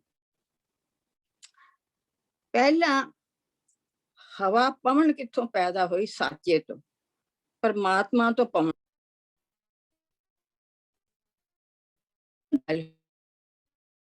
ਤੋਂ ਬਿਨਾਂ ਜਿਹੜੀ ਇਹ ਲਾਈਫ ਨਹੀਂ ਹੋ ਸਕਦਾ, ਨਹੀਂ ਹੋ ਸਕਦਾ। ਸੋ ਜਲ ਤੋਂ ਫਿਰ ਸਾਰਾ ਤ੍ਰੈਪਣ ਸਾਜ, ਇਹ ਤਿੰਨੋਂ ਪਵਨ ਜਿਹੜੇ ਮੈਂ ਜਿੰਨੇ ਵੀ ਅਕਾਲ ਪਤਾਲ ਜੋ ਧਰਤੀ ਜਿਹੜੀ ਸਾਰੇ ਇਹ ਮਤਲਬ ਇਹ ਜਲ ਤੋਂ ਸਾਜੇ ਗਏ, ਉਹ ਫਿਰ ਪੈਦਾ ਕਰਕੇ ਉਹਦੇ ਵਿੱਚ ਘੱਟ ਘੱਟ ਜੋ ਸਮਾਇਆ, ਹਰ ਘੱਟ ਦੇ ਵਿੱਚ ਹਰ ਚੀਜ਼ ਜਿਹੜੀ ਉਹਨੇ ਪੈਦਾ ਕੀਤੀ ਉਹਦੇ ਵਿੱਚ ਉਹ ਆਪ ਸਮਾਇਆ। ਮਤਲਬ ਇਹ ਚੀਜ਼ ਜਿਹੜੀ ਹੈ ਨਾ ਇਹ ਬੜੀ ਜ਼ਰੂਰੀ ਹੈ ਔਰ ਬਾਰ-ਬਾਰ ਯਾਦ ਵੀ ਰੱਖਣ ਵਾਲੀ ਹੈ ਕਿ ਸੰਸਾਰ ਦੇ ਵਿੱਚ ਕੋਈ ਚੀਜ਼ ਐਸੀ ਨਹੀਂ ਜਿਹਦੇ ਵਿੱਚ ਉਹ ਨਹੀਂ ਵਸ ਰਿਹਾ। ਉਹਦੀ એનર્ਜੀ ਤੋਂ ਬਿਨਾਂ, ਉਹਦੀ ਸ਼ਕਤੀ ਤੋਂ ਬਿਨਾਂ ਕੁਝ ਹੋ ਹੀ ਨਹੀਂ ਸਕਦਾ। ਸੋ ਜਿਹੜੀ ਕੁਦਰਤ ਕੰਮ ਕਰ ਰਹੀ ਹੈ, ਜਿਹੜਾ ਸਾਰਾ ਬ੍ਰਹਿਮੰਡ ਹੈ, ਜਿਹੜਾ ਸਾਨੂੰ ਦਿਸ ਰਿਹਾ, ਉਹਨੂੰ ਅਸੀਂ ਕੁਦਰਤ ਕਹਿੰਦੇ। ਕੁਦਰਤ ਤੇ ਪਰਮਾਤਮਾ ਦੇ ਵਿੱਚ ਕੋਈ ਫਰਕ ਨਹੀਂ। ਕੁਦਰਤ ਜਿਹੜੀ ਹੈ ਉਹਦਾ ਸਰਗੁਣ ਸਰੂਪ ਹੈ, ਔਰ ਜਿਹੜਾ ਅੰਦਰ ਉਹਦੇ ਬੈਠਾ ਉਹ ਨਿਰਗੁਣ ਸਰੂਪ ਹੈ। And same is with us. ਸਾਡਾ ਸਰੀਰ ਜਿਹੜਾ ਉਹ ਸਰਗੁਣ ਸਰੂਪ ਹੈ, ਔਰ ਜਿਹੜਾ ਸਾਡੇ ਅੰਦਰ ਉਹ ਬੈਠਾ ਹੋਇਆ ਉਹ ਨਿਰਗੁਣ ਸਰੂਪ ਹੈ। ਸੋ ਇਸੇ ਕਰਕੇ ਹੈ ਕਿ ਜੋ ਬ੍ਰਹਮੰਡੇ ਸੋਈ ਪਿੰਡੇ, ਜੋ ਖੋਜੇ ਸੋ ਪਾਏ। ਲੇਕਿਨ ਉਹ ਸਾਡੇ ਅੰਦਰ ਤੇ ਹੈ, ਲੇਕਿਨ ਉਹ ਇੰਨਾ ਸੌਖਾ ਨਹੀਂ ਕਿ ਅਸੀਂ ਯਾਦ ਕਰੀਏ ਤੇ ਅਸੀਂ ਉਹ ਅਨੁਭਵ ਵਿੱਚ ਆ ਜਾਈਏ। ਸਾਡੀ ਸਾਰੀ ਜਿਹੜੀ ਪ੍ਰੈਕਟਿਸ ਹੈ, ਜਿਹੜੀ ਸਾਡੀ ਸਾਰੀ ਸਾਧਨਾ ਹੈ, ਉਹ ਵੇ ਕਿ ਅਸੀਂ ਉਸ ਅਨੁਭਵ ਵਿੱਚ ਆ ਜਾਈਏ ਕਿ ਮੇਰੇ ਅੰਦਰ ਵੀ ਉਹੀ ਕੰਮ ਕਰ ਰਿਹਾ ਹੈ ਤੇ ਸਾਰੇ ਬ੍ਰਹਮੰਡ ਵਿੱਚ ਬਾਹਰੋਂ ਵੀ ਮੈਨੂੰ ਉਹ ਸਪੋਰਟ ਕਰ ਰਿਹਾ। That is our topic. Actually that is our topic. ਪਰਮਾਤਮਾ ਹਰ ਚੀਜ਼ ਵਿੱਚ ਉਹੀ ਹੈ ਔਰ ਉਹੀ ਕਰ ਰਿਹਾ ਹੈਗਾ। ਸਿਰਫ ਇਹ ਚੀਜ਼ ਹੈ ਜਦੋਂ ਮੈਨੂੰ ਸਮਝ ਆ ਜਾਂਦੀ ਹੈ ਤੇ ਫਿਰ ਮੇਰਾ ਹੰਕਾਰ ਜਿਹੜਾ ਹੈ, ਕਿਉਂਕਿ ਹੰਕਾਰ ਬੜਾ ਸੂਖਸ਼ਮ, ਇੰਨਾ ਸੂਖਸ਼ਮ ਹੈ ਕਿ ਪਤਾ ਲੱਗਣ ਹੀ ਨਹੀਂ ਦਿੰਦਾ।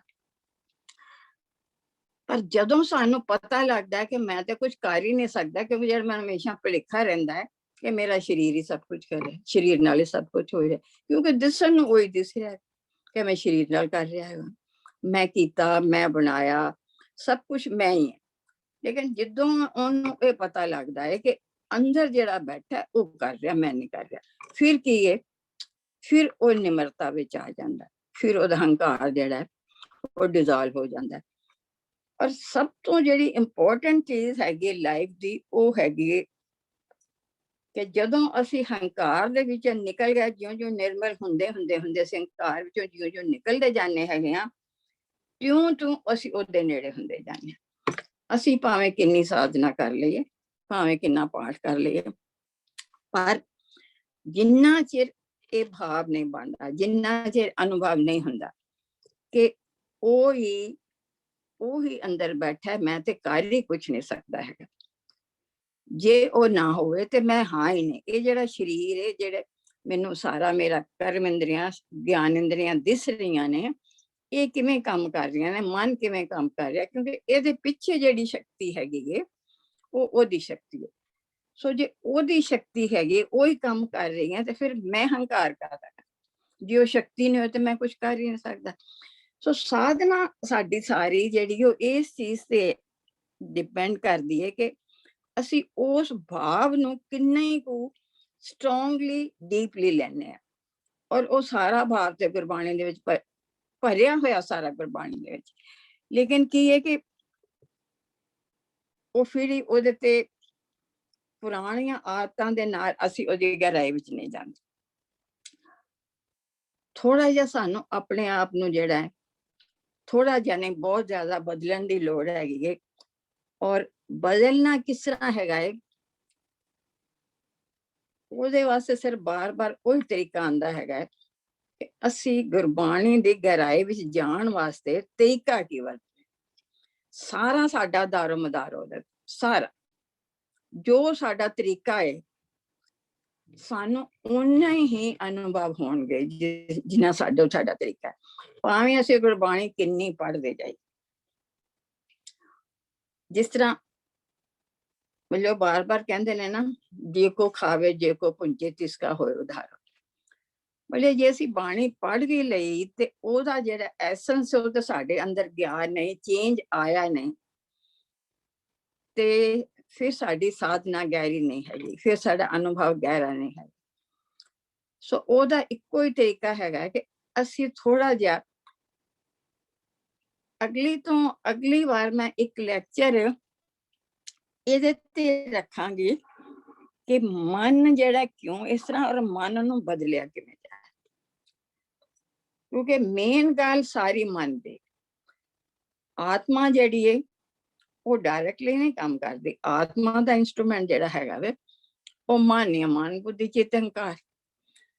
ਸੋ ਮਨ ਨੂੰ ਬਦਲਣ ਵਾਸਤੇ ਸਾਨੂੰ ਉਹਦੀ ਡਿਟੇਲ ਵੀ ਜਾਣਾ ਪਏਗਾ ਕਿ ਮਨ ਦੇ ਕੋਲ ਕੀ ਮਟੀਰੀਅਲ ਹੈ ਜਿਹਦੇ ਵਿੱਚ ਰੁੱਝਾ ਰਹਿੰਦਾ ਹੈ ਔਰ ਇਸ ਪਾਸੇ ਨਹੀਂ ਲੱਗ ਸਕਦਾ। ਉਹਦੇ ਵਿੱਚ ਤਾਂ ਬੜੀ ਕਲੈਰਿਟੀ ਹੋਏਗੀ ਕਿ ਅਸੀਂ ਮਨ ਨੂੰ ਸੋਧਣਾ ਕਿਵੇਂ।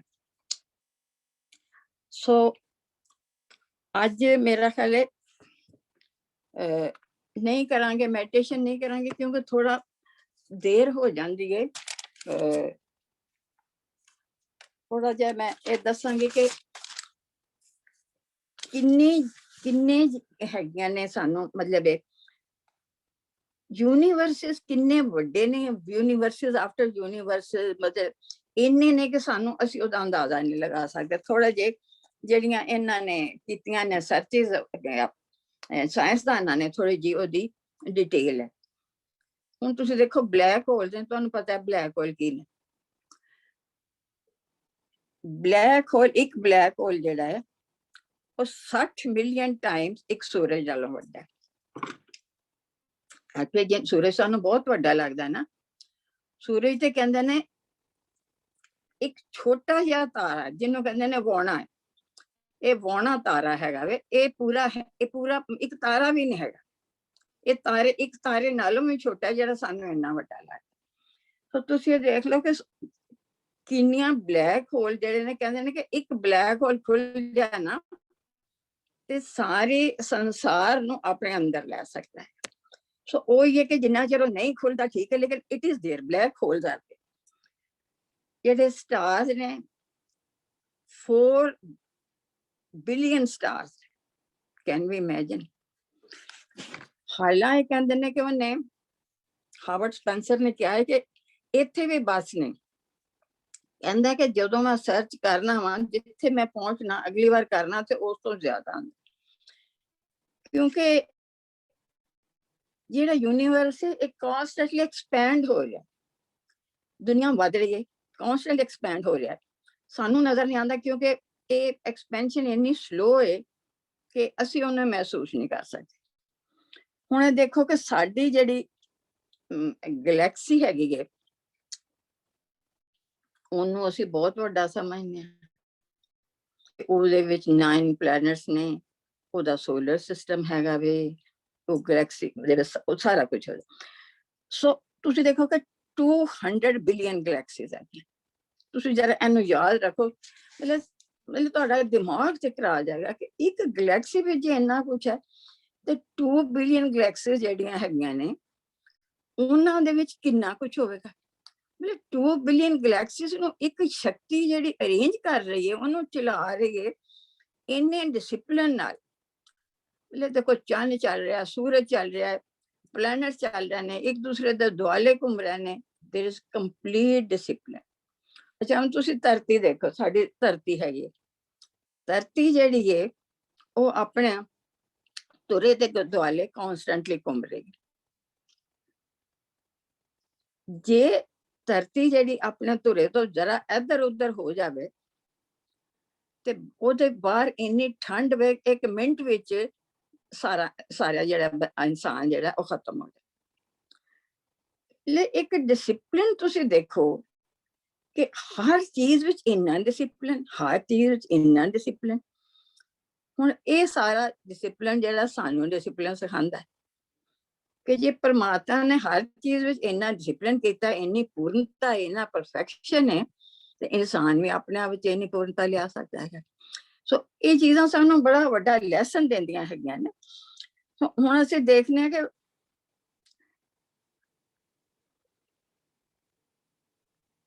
ਇਹਦੇ ਤੋਂ ਬਾਅਦ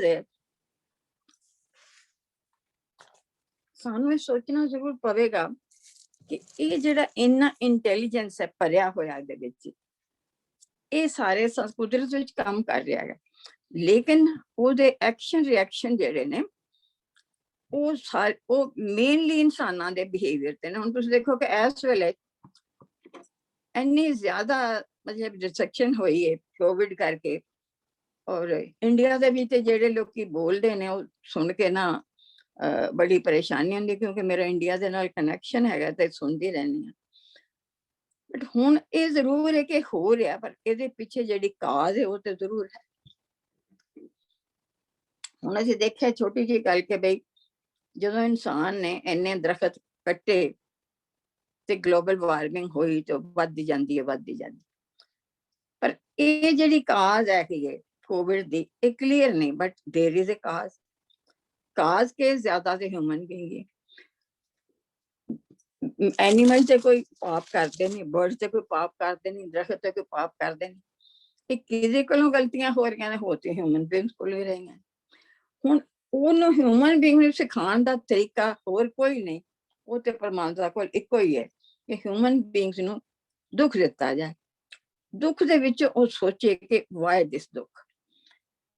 ਇਸ ਵੇਲੇ ਦੁਨੀਆ ਦੇ ਵਿੱਚ ਬੜਾ ਚੇਂਜ ਆ ਰਿਹਾ, ਦੁਨੀਆ ਬਹੁਤ ਸਟੱਡੀ ਕਰ ਰਹੀ ਹੈ, ਸਾਰੇ ਤੇ ਨਹੀਂ ਪਰ ਕੁਝ ਲੋਕ ਬੜੀ ਸਟੱਡੀ ਕਰ ਰਹੇ ਹਨ ਕਿ Y it is happening and a lot of this transformation is happening. ਸੋ ਮੇਰਾ ਖਿਆਲ ਹੈ ਅੱਜ ਅਸੀਂ ਨਹੀਂ ਕਰਾਂਗੇ, ਮੈਡੀਟੇਸ਼ਨ ਨਹੀਂ ਕਰਾਂਗੇ, ਐਂਡ I want that ਅਸੀਂ even before 1 hour we should finish always. ਗੁਰਦੀਪਨ ਜੀ, ਤੁਹਾਡਾ ਕੋਈ ਸਵਾਲ ਸੀ ਮੈਂ ਦੇਖਿਆ, ਮੈਂ ਤੁਹਾਨੂੰ ਪਿਛਲੀ ਵਾਰੀ ਯਾਦ ਕਰਦੀ ਰਹੀ। Are you there? No, she's not there. नहीं, वाहिगुरु वाहिगुरु। मैं ਗੁਰਦੀਪ ਭੈਣ ਜੀ, ਹਾਂਜੀ ਭੈਣ ਜੀ, ਵਾਹਿਗੁਰੂ ਜੀ ਕਾ ਖਾਲਸਾ, ਵਾਹਿਗੁਰੂ ਜੀ ਕਾ ਖਾਲਸਾ, ਵਾਹਿਗੁਰੂ ਜੀ ਕੀ ਫਤਿਹ। ਮੈਂ ਪਿਛਲੀ ਵਾਰ ਤੁਹਾਨੂੰ ਯਾਦ ਕੀਤਾ ਸੀ, ਮੈਂ ਕਿਹਾ ਤੁਹਾਡਾ ਕੋਈ ਸਵਾਲ ਸੀ ਤੇ ਮੈਂ ਕਿਹਾ ਕਿ ਮੈਂ ਉਹਨਾਂ ਨੂੰ ਕਹਾਂ ਕਿ ਦੱਸੋ ਕੀ ਸਵਾਲ ਹੈਗਾ। So if you want to ask something, ਹੁਣ ਮੈਂ ਜਿਹੜਾ ਬਾਕੀ ਦਾ ਟਾਈਮ ਹੈ ਉਹ ਕੁਐਸਚਨ ਤੇ ਰੱਖਾਂਗੀ, ਔਰ ਉਸ ਤੋਂ ਬਾਅਦ ਫਿਰ ਅਸੀਂ ਅੱਜ ਤੇ ਖਤਮ ਕਰ ਦਾਂਗੇ, ਅਗਲੀ ਵਾਰ ਮੈਡੀਟੇਸ਼ਨ ਕਰਾਂਗੇ। ਠੀਕ ਹੈ ਜੀ। ਦੱਸੋ। ਜੇ ਮੈਨੂੰ 2-4 ਮਿੰਟ ਦਿਓ, ਕਿਉਂਕਿ ਮੈਂ ਉਸ ਪਾਸੇ ਮੇਰਾ ਧਿਆਨ ਨਹੀਂ ਸੀ, ਮੈਂ ਜੋ ਤੁਸੀਂ ਸੁਣਾ ਰਹੇ ਸੀ ਉਹਦੇ ਜ਼ਿਆਦਾ ਅੱਜ ਆਪਣੇ ਆਪ ਨੂੰ ਰੱਖਿਆ। ਨਹੀਂ ਉਹ ਤਾਂ ਬਹੁਤ ਅੱਛਾ ਹੈ, ਅੱਜ ਦਾ ਟੌਪਿਕ ਬੜਾ ਇਸ ਤਰ੍ਹਾਂ ਦਾ ਗਹਿਰਾ ਸੀਗਾ, ਬੜਾ ਬਹੁਤ ਮਤਲਬ ਕਿ ਸਾਨੂੰ ਸਾਡੀ ਓਰੀਜਨ ਕੀ ਹੈ ਔਰ ਬਾਣੀ ਸਾਨੂੰ ਕੀ ਦੱਸ ਰਹੀ ਹੈ। ਰੀਅਲੀ ਇਟਸ ਮਤਲਬ ਕਿ ਬਹੁਤ ਹੀ ਸਾਨੂੰ ਬਾਣੀ ਨੂੰ ਸਮਝਣ ਵਾਸਤੇ ਹੈਲਪਫੁਲ ਹੈ। ਜਿਸ ਤਰ੍ਹਾਂ ਤੁਸੀਂ ਦੱਸ ਰਹੇ ਹੋ ਕਿ ਸਿਰਫ ਅਸੀਂ ਬਾਣੀ ਪੜ੍ਹਨੀ ਨਹੀਂ ਹੈ, ਸੁਣਨੀ ਨਹੀਂ ਹੈ, ਅਸੀਂ ਉਹਨੂੰ ਪ੍ਰੈਕਟੀਕਲੀ ਵੀ ਦੇਖਣਾ ਹੈ ਕਿ ਉਹ ਕਿਸ ਤਰ੍ਹਾਂ ਸਾਡੀ ਲਾਈਫ ਵਿੱਚ ਆਪਣਾ ਪੂਰਾ ਇੰਪੈਕਟ ਹੈਗਾ। ਹਾਂਜੀ ਬਿਲਕੁਲ ਅਸੀਂ ਇਸ ਪਾਸੇ ਐਕਚੁਅਲੀ ਦੇਖਿਆ ਜਾਏ, ਹਾਂ ਬਿਲਕੁਲ, ਕਿਉਂਕਿ ਜਿਸ ਤਰ੍ਹਾਂ ਬੱਚਾ ਸਕੂਲ ਜਾਂਦਾ ਤਾਂ ਉੱਥੋਂ ਲਰਨ ਕਰਕੇ ਆਉਂਦਾ ਨਾ ਲੈਸਨ, ਤੇ ਹੌਲੀ ਹੌਲੀ ਸਿੱਖਤਾ ਜਿਹੜਾ ਹੈਗਾ ਵੀ ਪਰਫੈਕਟ ਹੋ ਜਾਏ। Similarly we are student, we are learning and ਹੌਲੀ ਹੌਲੀ ਸਿੱਖਦਿਆਂ ਫਿਰ ਆਪਣਾ ਹੋਰ ਦੇਖੋ ਨਾ, ਮਤਲਬ ਗੁਰੂ ਸਾਹਿਬ ਕਿੰਨੇ ਮਹਾਨ ਸਨ, ਕਿੰਨਾ ਉਹਨਾਂ ਨੇ ਮਤਲਬ ਕਿ ਇੱਕ ਇਨਸਾਨ ਨੂੰ ਬਣਾਉਣ ਵਾਸਤੇ, ਸਿੱਧੇ ਰਸਤੇ ਤੇ ਪਾਉਣ ਵਾਸਤੇ ਕੀ ਕੁਝ ਕੀਤਾ। ਬਾਣੀ ਨੂੰ ਰਚਨਾ ਔਰ ਉਸਨੂੰ ਬਿਲਕੁਲ ਸਾਡੇ ਤੱਕ ਪਹੁੰਚਾਉਣਾ ਬਹੁਤ ਹੀ ਵੱਡੀ ਗੱਲ ਸੀ, ਬਹੁਤ ਹੀ ਵੱਡੀ ਗੱਲ ਸੀ। ਅਸੀਂ ਇਸ ਨੂੰ ਸਮਝ ਸਕੇ, ਆਪਣੇ ਆਪ ਤੇ ਲਾਗੂ ਕਰ ਸਕੀਏ, ਤੇ ਇੱਕ ਕਿਨਕਾ ਵੀ ਜੇ ਸਾਨੂੰ ਸਮਝ ਆ ਜਾਏ ਤੇ ਬਸ। ਬਿਲਕੁਲ ਉਹੀ ਹੈ ਨਾ, ਕਿਨਕਾ ਇੱਕ ਜਿਸ ਜੀ ਬਸਾਵੇ ਤਾਂ ਕਿ ਮੈਂ ਮੰਗਣੀ ਨਾ। ਵੈਸੇ ਬਹੁਤ ਵਧੀਆ ਤੁਹਾਡੀ ਇੱਕ ਸਾਡੀ ਲਾਈਫ ਵਿੱਚ ਬਹੁਤ ਵੱਡਾ ਕੀ ਕਹੀਦਾ ਯੋਗਦਾਨ ਹੈ, to put us on a right path. Really, I have no words for that.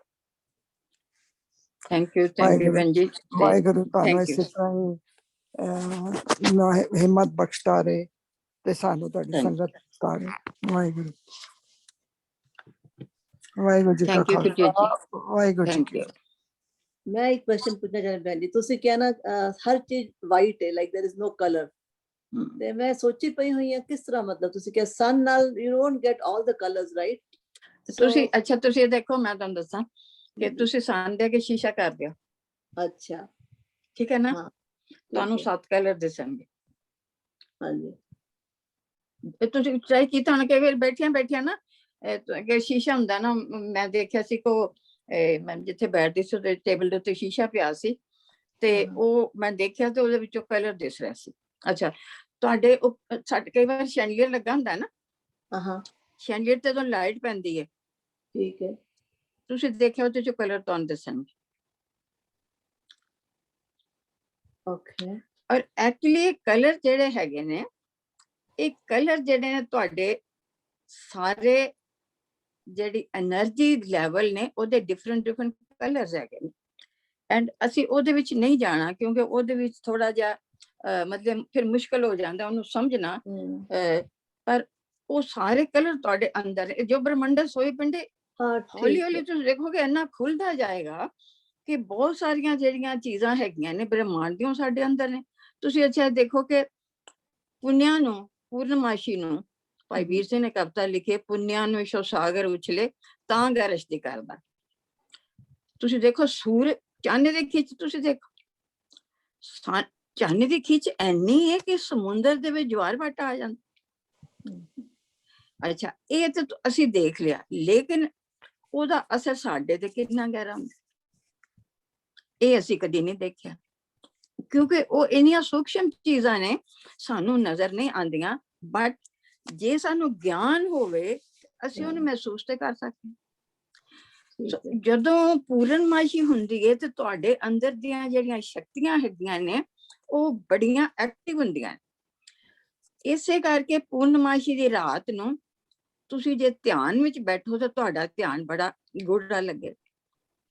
ਅੱਛਾ, ਇਹਦਾ ਅਸਰ ਕੀ ਹੁੰਦਾ ਹੈ ਕਿ ਜਿਹੜੇ ਜਿਨ੍ਹਾਂ ਨੂੰ ਕੋਈ ਥੋੜੀ ਬਹੁਤੀ ਕਸਰ ਹੁੰਦੀ ਉਹਨਾਂ ਨੂੰ ਪਾਗਲਪਨ ਦਾ ਦੌਰਾ ਪੈ ਜਾਂਦਾ ਕਿਉਂਕਿ એનર્ਜੀ ਇੰਨੀ ਸਟਰੋਂਗ ਹੈ ਔਰ ਉਹ ਵੀਕ ਮਾਈਂਡ ਹੈ।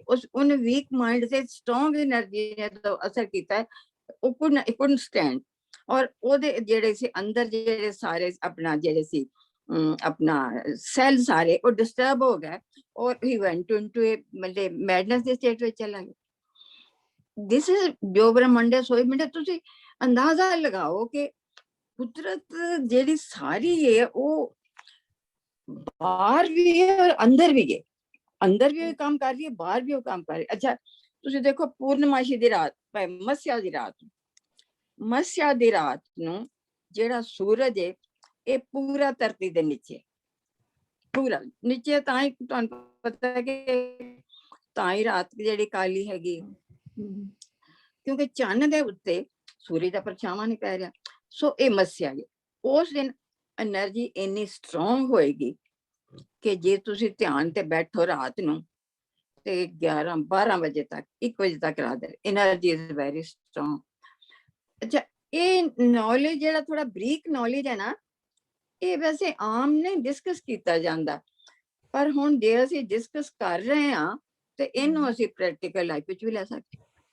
ਇਹ ਠੀਕ ਹੈ ਕਿ ਸਾਨੂੰ ਪਹਿਲਾਂ ਜੇ ਗਿਆਨ ਨਹੀਂ ਵੀ ਤਾਂ ਵੀ ਕੋਈ ਗੱਲ ਨਹੀਂ, ਗਿਆਨ ਤੇ ਅਸੀਂ ਹਰ ਦਿਨ ਨਵਾਂ ਲੈ ਰਹੇ ਹਾਂ। ਜਦੋਂ ਨਵਾਂ ਗਿਆਨ ਲੈ ਰਹੇ ਹਾਂ ਉਹ ਸਾਨੂੰ ਅੱਗੇ ਵਧਾ ਰਹੇ। ਜਿਸ ਫੁੱਲ ਮੂਨ ਦੀ ਗੱਲ ਕਰਦੇ ਪਏ, ਫੁੱਲ ਮੂਨ ਹੁੰਦਾ ਤੇ ਟਾਈਡਸ ਕਿੰਨੇ ਉੱਚੇ ਆ ਜਾਂਦੇ ਨੇ ਸ਼ਾਮ ਨੂੰ, ਰਾਈਟ? ਹਾਂ ਬਿਲਕੁਲ, ਤੁਸੀਂ ਦੇਖੋ ਸਮੁੰਦਰ ਜਵਾਰ ਭਾਟਾ ਆਉਂਦਾ ਹੈ ਬਹੁਤ ਉੱਚਾ, ਬਹੁਤ ਉੱਚੇ ਹੋ ਜਾਂਦੇ, ਰਾਈਟ? ਹਾਂ। ਅੱਛਾ, ਹੁਣ ਤੁਸੀਂ ਦੇਖੋ ਕਿ ਜਿਹੜੇ ਐਸਟ੍ਰੋਲੋਜੀ ਵਾਲੇ ਨੇ ਜਿਹੜੀਆਂ ਪੱਤਰੀਆਂ ਬਣਾਉਂਦੇ ਨੇ ਉਹ ਪਲੈਨਟਸ ਦੇ ਬੇਸ ਤੇ ਬਣਾਉਂਦੇ ਕਿ ਜਿਸ ਵੇਲੇ ਬਰਥ ਹੋਈਏ ਉਸ ਵੇਲੇ ਪਲੈਨਟਸ ਦੀ ਦਸ਼ਾ ਕੀ ਸੀ। ਲੇਕਿਨ ਪੱਤਰੀਆਂ ਠੀਕ ਨਹੀਂ ਬਣਦੀਆਂ। ਕਿਉਂ ਨਹੀਂ ਬਣਦੀਆਂ? ਕਿਉਂਕਿ ਐਗਜ਼ੈਕਟ ਉਹ ਜਿਹੜਾ ਹੈ ਨਾ ਐਗਜ਼ੈਕਟ ਮਿੰਟ ਦਾ ਪਤਾ ਨਹੀਂ ਹੁੰਦਾ। ਜੇ ਜ਼ਰਾ ਵੀ ਮਿੰਟ ਇਧਰੋਂ ਉਧਰ ਹੋ ਜਾਵੇ ਤੇ ਪਲੈਨਟਸ ਦੇ ਅਸਰ ਦਾ ਜਿਹੜਾ ਪਤਾ ਨਹੀਂ ਲੱਗਦਾ, ਕਨਫਿਊਜ਼ ਹੋ ਜਾਂਦਾ। ਬਟ ਅਸਰ ਇਸ ਦੇਅਰ। ਹੁਣ ਉਹ ਜਿਹੜੇ ਪਲੈਨਟਸ ਦੇ ਅੰਦਰ ਤੁਸੀਂ ਪੈਦਾ ਹੋਏ ਹੋ ਉਹਦਾ ਅਸਰ ਤੁਹਾਡੇ ਤੇ ਹੈ। ਉਹ ਲਾਈਫ ਦੇ ਵਿੱਚ ਉਹੀ ਅਸਰ ਜਿਹੜਾ ਉਹ ਵਰਕ ਕਰੇਗਾ।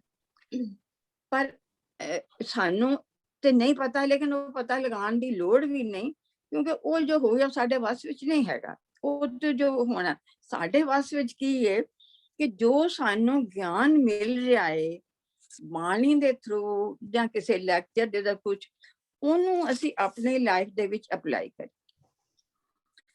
ਠੀਕ ਹੈ, ਤਾਂ ਕਿ ਜਿਹੜੀ ਸਾਡੀ ਸਾਧਨਾ ਹੈਗੀ ਹੈ, ਜਿਹਨੇ ਸਾਨੂੰ ਸਾਧਨਾ ਹੈ, ਜਿਹਨੇ ਸਾਡੇ ਸਾਰੇ ਮਤਲਬ ਸ਼ੱਕ ਦੂਰ ਕਰਨੇ ਨੇ, ਉਹਦੇ ਵਿੱਚ ਜਦੋਂ ਉન્નਤੀ ਹੋਏਗੀ, ਅਨੁਭਵ ਸਾਡੇ ਤਾਂ ਬਣਨਗੇ, ਕਿਉਂਕਿ ਐਕਚੁਅਲੀ ਅਨੁਭਵ ਹੀ ਸਾਰੀ ਚੀਜ਼ ਹੈ। ਜਿੰਨਾ ਚਿਰ ਕਿਸੇ ਚੀਜ਼ ਦਾ ਅਨੁਭਵ ਨਹੀਂ ਹੁੰਦਾ, ਉਹਨਾਂ ਚਿਰ ਅਸੀਂ ਥਿਊਰੀ ਵਿੱਚ ਹੀ, ਅਸੀਂ ਪ੍ਰੈਕਟੀਕਲ ਵਿੱਚ ਨਹੀਂ ਗਏ, ਔਰ ਅਸੀਂ ਥਿਊਰੀ ਵਿੱਚ ਨਹੀਂ ਰਹਿਣਾ, ਅਸੀਂ ਪ੍ਰੈਕਟੀਕਲ ਵਿੱਚ ਆ। ਹਾਂ ਪ੍ਰੈਕਟੀਕਲ ਕਿਉਂਕਿ ਬਾਣੀ ਪੜ੍ਹਨਾ ਠੀਕ ਹੈ, ਬਾਣੀ ਪੜ੍ਹਨਾ ਇਨਫੋਰਮੇਸ਼ਨ ਹੈ, ਬਾਣੀ ਨੂੰ ਅੱਗੇ ਗਾਵੀਏ ਸੁਣੀਏ ਮਨ ਰੱਖੀਏ ਪੋ ਦੁੱਖ ਪਰ ਸੁਖ ਹੈ, ਗਾਵੀਏ ਸੁਣੇ। ਹੁਣ ਇੱਕ ਸੁਣਨ ਦੀ ਜਿੰਨੀ ਵੱਡੀ ਇੰਪੋਰਟੈਂਸ ਹੈ, ਉਹਦਾ ਕੋਈ ਅੰਤ ਨਹੀਂ, ਕਿਉਂਕਿ ਸੁਣਨ ਤੋਂ ਬਿਨਾਂ ਤੁਹਾਨੂੰ ਗੇਨ ਕੁਝ ਹੋਇਆ ਹੀ। ਬਿਲਕੁਲ ਠੀਕ ਹੈ। ਸੋ ਸੁਣੀਏ, ਕਿਸ ਤੁਸੀਂ ਲੈਵਲ ਤੇ ਤੁਹਾਡਾ ਸੁਣਨਾ ਹੈ, ਔਰ ਜਿਸ ਲੈਵਲ ਤੇ ਤੁਹਾਡਾ ਸੁਣਾ, ਤੁਹਾਡੀ ਐਪਲੀਕੇਸ਼ਨ ਉਸੇ ਲੈਵਲ ਤੇ, ਉਸ ਤੋਂ ਬੈਟਰ ਨਹੀਂ ਹੋਏਗੀ।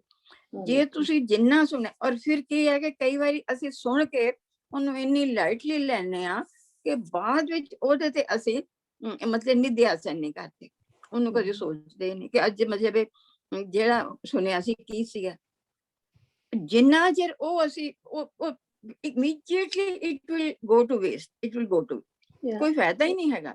ਸੋ ਇਸ ਕਰਕੇ ਮਤਲਬ ਸਾਨੂੰ ਹੁਣ ਆਪਣੇ ਆਪ ਨੂੰ ਇਸ ਤਰ੍ਹਾਂ ਢਾਲਣਾ ਹੈ ਕਿ ਜੋ ਅਸੀਂ ਥੋੜੇ ਤੋਂ ਥੋੜਾ ਕਰੀਏ, ਥੋੜੇ ਤੋਂ ਥੋੜਾ ਪੜ੍ਹੀਏ, ਥੋੜਾ, ਲੇਕਿਨ ਦੇਖੀਏ ਕਿ ਉਹਦਾ ਅਸਰ ਮੇਰੇ ਤੇ ਕਿੰਨਾ ਹੋਇਆ। ਹਰ ਆਏ ਦਿਨ ਮੇਰਾ ਜੀਵਨ ਬਦਲਿਆ ਕਿ ਨਹੀਂ ਬਦਲਿਆ, ਬਦਲ ਰਿਹਾ ਕਿ ਨਹੀਂ। ਜੇ ਨਹੀਂ ਤੇ then I have to think ਕਿ ਕਿੱਥੇ ਕਮਜ਼ੋਰੀ ਹੈ, ਔਰ ਉਸ ਕਮਜ਼ੋਰੀ ਨੂੰ ਮੈਂ ਦੂਰ ਕਰਨਾ ਹੈ। ਇਸੇ ਕਰਕੇ ਮੈਂ ਅਗਲੀ ਵਾਰ ਤੇ ਮੈਂ ਗਿਆਨ ਤੇ ਲੈਕਚਰ ਦਿਆਂਗੀ, ਉਸ ਤੋਂ ਅਗਲੀ ਵਾਰ ਮਨ ਤੇ ਦਿਆਂਗੇ, ਕਿਉਂਕਿ ਮਨ ਦੀ ਵਰਕਿੰਗ ਦਾ ਐਕਚੁਅਲੀ ਸਾਨੂੰ ਪਤਾ ਨਹੀਂ ਲੱਗਦਾ, ਬਹੁਤ ਮੁਸ਼ਕਿਲ ਹੈ, ਬਹੁਤ ਕੰਪਲਿਕੇਟਡ ਹੈ, ਔਰ ਸਾਰਾ ਦਾਰੋਮਦਾਰ ਮਨ ਦੀ ਵਰਕਿੰਗ ਤੇ। ਠੀਕ ਹੈ, ਥੈਂਕ ਯੂ ਜੀ। ਭੈਣ ਜੀ, ਆਈ ਹੈਵ ਅ ਕੁਐਸਚਨ ਜੀ, ਸੌਰੀ ਪਹਿਲਾਂ ਤੇ ਹੱਥ ਜੋੜ ਕੇ ਮਾਫੀ, ਅੱਜ ਮੈਂ ਲੇਟ ਜੁਆਇਨ ਕੀਤਾ। ਨਹੀਂ, ਕੋਈ ਗੱਲ ਨਹੀਂ। ਤੇ ਮੇਰਾ ਕੁਐਸਚਨ ਸੀਗਾ, ਤੁਸੀਂ ਦੱਸਿਆ ਪੂਰਨਮਾਸ਼ੀ ਦੀ ਰਾਤ ਤੇ ਅਮਾਵਸਿਆ ਦੀ ਰਾਤ ਦੋਵੇਂ ਟਾਈਮ એનર્ਜੀ ਜ਼ਿਆਦਾ ਹੁੰਦੀ ਹੈ, ਸੋ ਤੁਸੀਂ ਕੁਝ ਦੱਸੋਗੇ? ਹੁਣ ਜਿੱਦਾਂ ਮੈਂ I don't go to bed very late, ਤੁਸੀਂ ਕਿਹਾ ਰਾਤ ਨੂੰ ਕਰੀਏ, ਸੋ what will be if person says I go to bed 9 o'clock, so what would you say ਉਹਨਾਂ ਦਿਨਾਂ ਵਿੱਚ ਅਮਾਵਸਿਆ ਦੀ ਰਾਤ ਤੇ ਪੂਰਨਮਾਸ਼ੀ ਦੀ ਰਾਤ, what will be the good timing to catch those positive waves? ਹਾਂ, ਤੁਸੀਂ 11 ਤੋਂ 1 ਤੱਕ, ਮਤਲਬ 11 ਤੋਂ 1 ਦਿਨ ਵੇਲੇ ਕਿ ਰਾਤ ਵੇਲੇ? ਰਾਤ ਵੇਲੇ, ਮਸਿਆ ਰਾਤ ਨੂੰ 11 ਤੋਂ 1 ਰਾਤ ਨੂੰ। Oh, I see. So ਬਸ ਵੈਸੇ that's the only time, 11 ਤੋਂ 1, that's it. ਯਾ ਦਾਲੀ ਭੈਣ ਜੀ, ਵੈਸੇ ਕਹਿੰਦੇ ਨੇ ਜਿਹੜਾ 1 ਤੋਂ ਲੈ ਕੇ ਸਵੇਰੇ 4 ਵਜੇ ਤੱਕ ਦਾ ਜਿਹੜਾ ਟਾਈਮ ਹੈ ਨਾ, ਉਹਨੂੰ ਅੰਮ੍ਰਿਤ ਵੇਲਾ ਕਹਿੰਦੇ ਨੇ। 1 ਤੋਂ 4 1 ਤੋਂ 4 ਕਹਿੰਦੇ ਨੇ, ਰਾਈਟ? ਪਰ that's what I'm saying ਕਿ ਮੈਂ ਤੇ ਅਸੀਂ ਤੇ ਬਾਅਦ ਨਹੀਂ ਉੱਠ ਕੇ ਤਿਆਰ ਮਤਲਬ ਹੁੰਦੇ, ਸੋ ਸਾਰੇ ਨਹੀਂ ਉੱਠ ਸਕਦੇ, ਪਰ ਜਿਹੜਾ ਇਹ ਕਹਿ ਰਹੇ ਨੇ ਨਾ 11 ਵਜੇ, ਉਹ that is beginning, ਮਤਲਬ ਕਿ ਬਿਗਨਿੰਗ ਹੈ 11 ਵਜੇ, ਪਰ ਜਿਹੜੇ ਟਾਪ ਟਾਈਮ ਜਿਸ ਵੇਲੇ ਆ ਜਾਂਦਾ, that is ਜਿੱਥੇ ਤੱਕ ਮੈਨੂੰ ਪਤਾ ਹੈ 1 ਤੋਂ 4, ਹਾਲਾਂਕਿ ਹੁਣ 6 ਤੱਕ ਵੀ ਕਹਿੰਦੇ ਹੈਗੇ ਆ। ਯਸ, 3 ਤੋਂ 6 ਪਹਿਲਾ ਪੈਰ 3 ਤੋਂ 6 ਹੈਗਾ। ਹਾਂ, 3 ਤੋਂ 6 ਹੈ। ਪੈਰ ਦਾ ਅੰਮ੍ਰਿਤ ਵੇਲੇ ਚ ਮੈਨੂੰ ਲੱਗਦਾ ਗੁਰੂ ਸਾਹਿਬ ਨੇ ਥੋੜਾ ਜਿਹਾ ਫਰਕ ਰੱਖਿਆ, ਆਪਾਂ ਕਲੈਰੀਫਾਈ ਕਰ ਲਾਂਗੇ, ਪਰ ਠੀਕ ਹੈ। ਆਪਾਂ ਪੂਰਨਮਾਸ਼ੀ ਵਾਲੇ ਦਿਨ ਉਹ ਵੀ ਇਸ ਤਰ੍ਹਾਂ ਹੀ, ਬਸ 11 ਤੋਂ 12 ਰਾਤੀ। ਬਿਲਕੁਲ ਟਾਈਮ ਤੇ ਹੋਈ ਭੈਣ ਜੀ, ਬਿਲਕੁਲ ਇਸ ਚੀਜ਼ 100% ਦੋਵੇਂ ਟਾਈਮ 11 ਤੋਂ 12, ਉਹ ਦੈਟਸ ਹਾਰਡ। ਨਹੀਂ, ਤੁਸੀਂ ਦੇਖ ਲੈਣਾ, ਜੇ ਤੁਹਾਨੂੰ ਕਿਤੇ ਸ਼ੱਕ ਕੇ ਦੇਖ ਲੈਣਾ ਕਿ ਕੀ ਬੈਸਟ ਟਾਈਮ ਹੈ, ਜਿਹੜਾ ਮਤਲਬ ਤੁਹਾਨੂੰ ਨਹੀਂ, ਉਹ ਨਹੀਂ ਗੱਲ ਭੈਣ ਜੀ, ਮੈਂ ਪੁੱਛ ਰਹੀ ਹਾਂ ਕਿ ਤੁਸੀਂ ਕਿਹਾ ਉਸ ਵੇਲੇ એનર્ਜੀ ਬੜੀ ਸਟਰੋਂਗ ਹੁੰਦੀ ਹੈ, ਸੋ ਜੇਕਰ ਅਸੀਂ ਉਸ એનર્ਜੀ ਨੂੰ ਕੈਪਚਰ ਕਰਨਾ ਚਾਹੀਏ ਤੇ ਕਿਹੜਾ ਟਾਈਮ ਹੈ? Is it just that 1 hour 11 ਤੋਂ 12 ਓਨਲੀ, ਜਾਂ ਕੋਈ ਕੀ ਟਾਈਮ ਹੈ? ਤੁਹਾਨੂੰ ਮੈਂ ਪੁੱਛ ਰਹੀ ਹਾਂ, ਕੁਐਸਚਨ ਮੇਰਾ ਹੈਗਾ। ਨਹੀਂ, ਹੁਣ ਜਿਸ ਤਰ੍ਹਾਂ ਗੁਰਜੀਤ ਭੈਣ ਜੀ ਦੱਸ ਰਹੇ ਹੈਗੇ ਨੇ ਕਿ ਤੁਸੀਂ ਕੀ ਗੁਰਜੀਤ ਭੈਣ ਜੀ ਦੱਸਿਆ ਹੈ 1 ਤੋਂ 4। ਹਾਂਜੀ, ਵੈਸੇ ਉਹ ਕਹਿੰਦੇ ਤੇ 1 ਤੋਂ 4 ਹੈਗਾ। ਤੇ ਜਿਹੜਾ ਡਾਲੀ ਭੈਣ ਜੀ ਦਾ ਕੁਐਸਚਨ ਹੈ ਨਾ ਭੈਣ ਜੀ, ਇਹ ਕਹਿ ਰਹੇ ਨੇ ਤੁਸੀਂ ਹੁਣੇ ਜਿਸ ਤਰ੍ਹਾਂ ਫਰਮਾਇਆ 11 ਤੋਂ 1, ਉਹ ਟਾਈਮ ਹੈ ਭੈਣ ਜੀ, ਤੁਸੀਂ ਕਿਸੇ ਦਿਨ ਨਾ ਅਲਾਰਮ ਲਗਾਣਾ ਜਦੋਂ ਪੂਰਨਮਾਸ਼ੀ ਹੈ, ਤੇ ਬਿਟਵੀਨ 11 to 1 ਜਿਹੜਾ ਤੁਹਾਨੂੰ ਸੂਟ ਕਰੇ, ਉਹ ਭਾਵੇਂ ਸਿਰਫ ਤੁਸੀਂ ਘੰਟਾ ਹੀ, it's not necessarily you go from 11 to 1, 1 ਘੰਟਾ ਉਹਦੇ ਚ ਤੁਸੀਂ ਸਿਮਰਨ ਕਰਕੇ ਦੇਖਣਾ, ਫਿਰ ਤੁਹਾਨੂੰ ਯੂ ਵਿਲ ਰਿਅਲਾਈਜ਼ ਕਿ ਭੈਣ ਜੀ ਦਾ ਕੀ ਕਹਿਣ ਦਾ ਮਤਲਬ ਹੈ ਜਦ ਤੱਕ ਤੁਸੀਂ ਪ੍ਰੈਕਟੀਕਲ ਨਹੀਂ ਕਰੋਗੇ ਓਨਲੀ 11 ਵਾਂਸ तो 11 तो 12 समझिए। हाँ जी, हाँ 11 तो 12 कर लो, 12 तो 1 कर लो, whatever is convenient to you. दो में पूर्णमासी which भी same, अमावस्या भी same। I think so, that's what Penji said right now.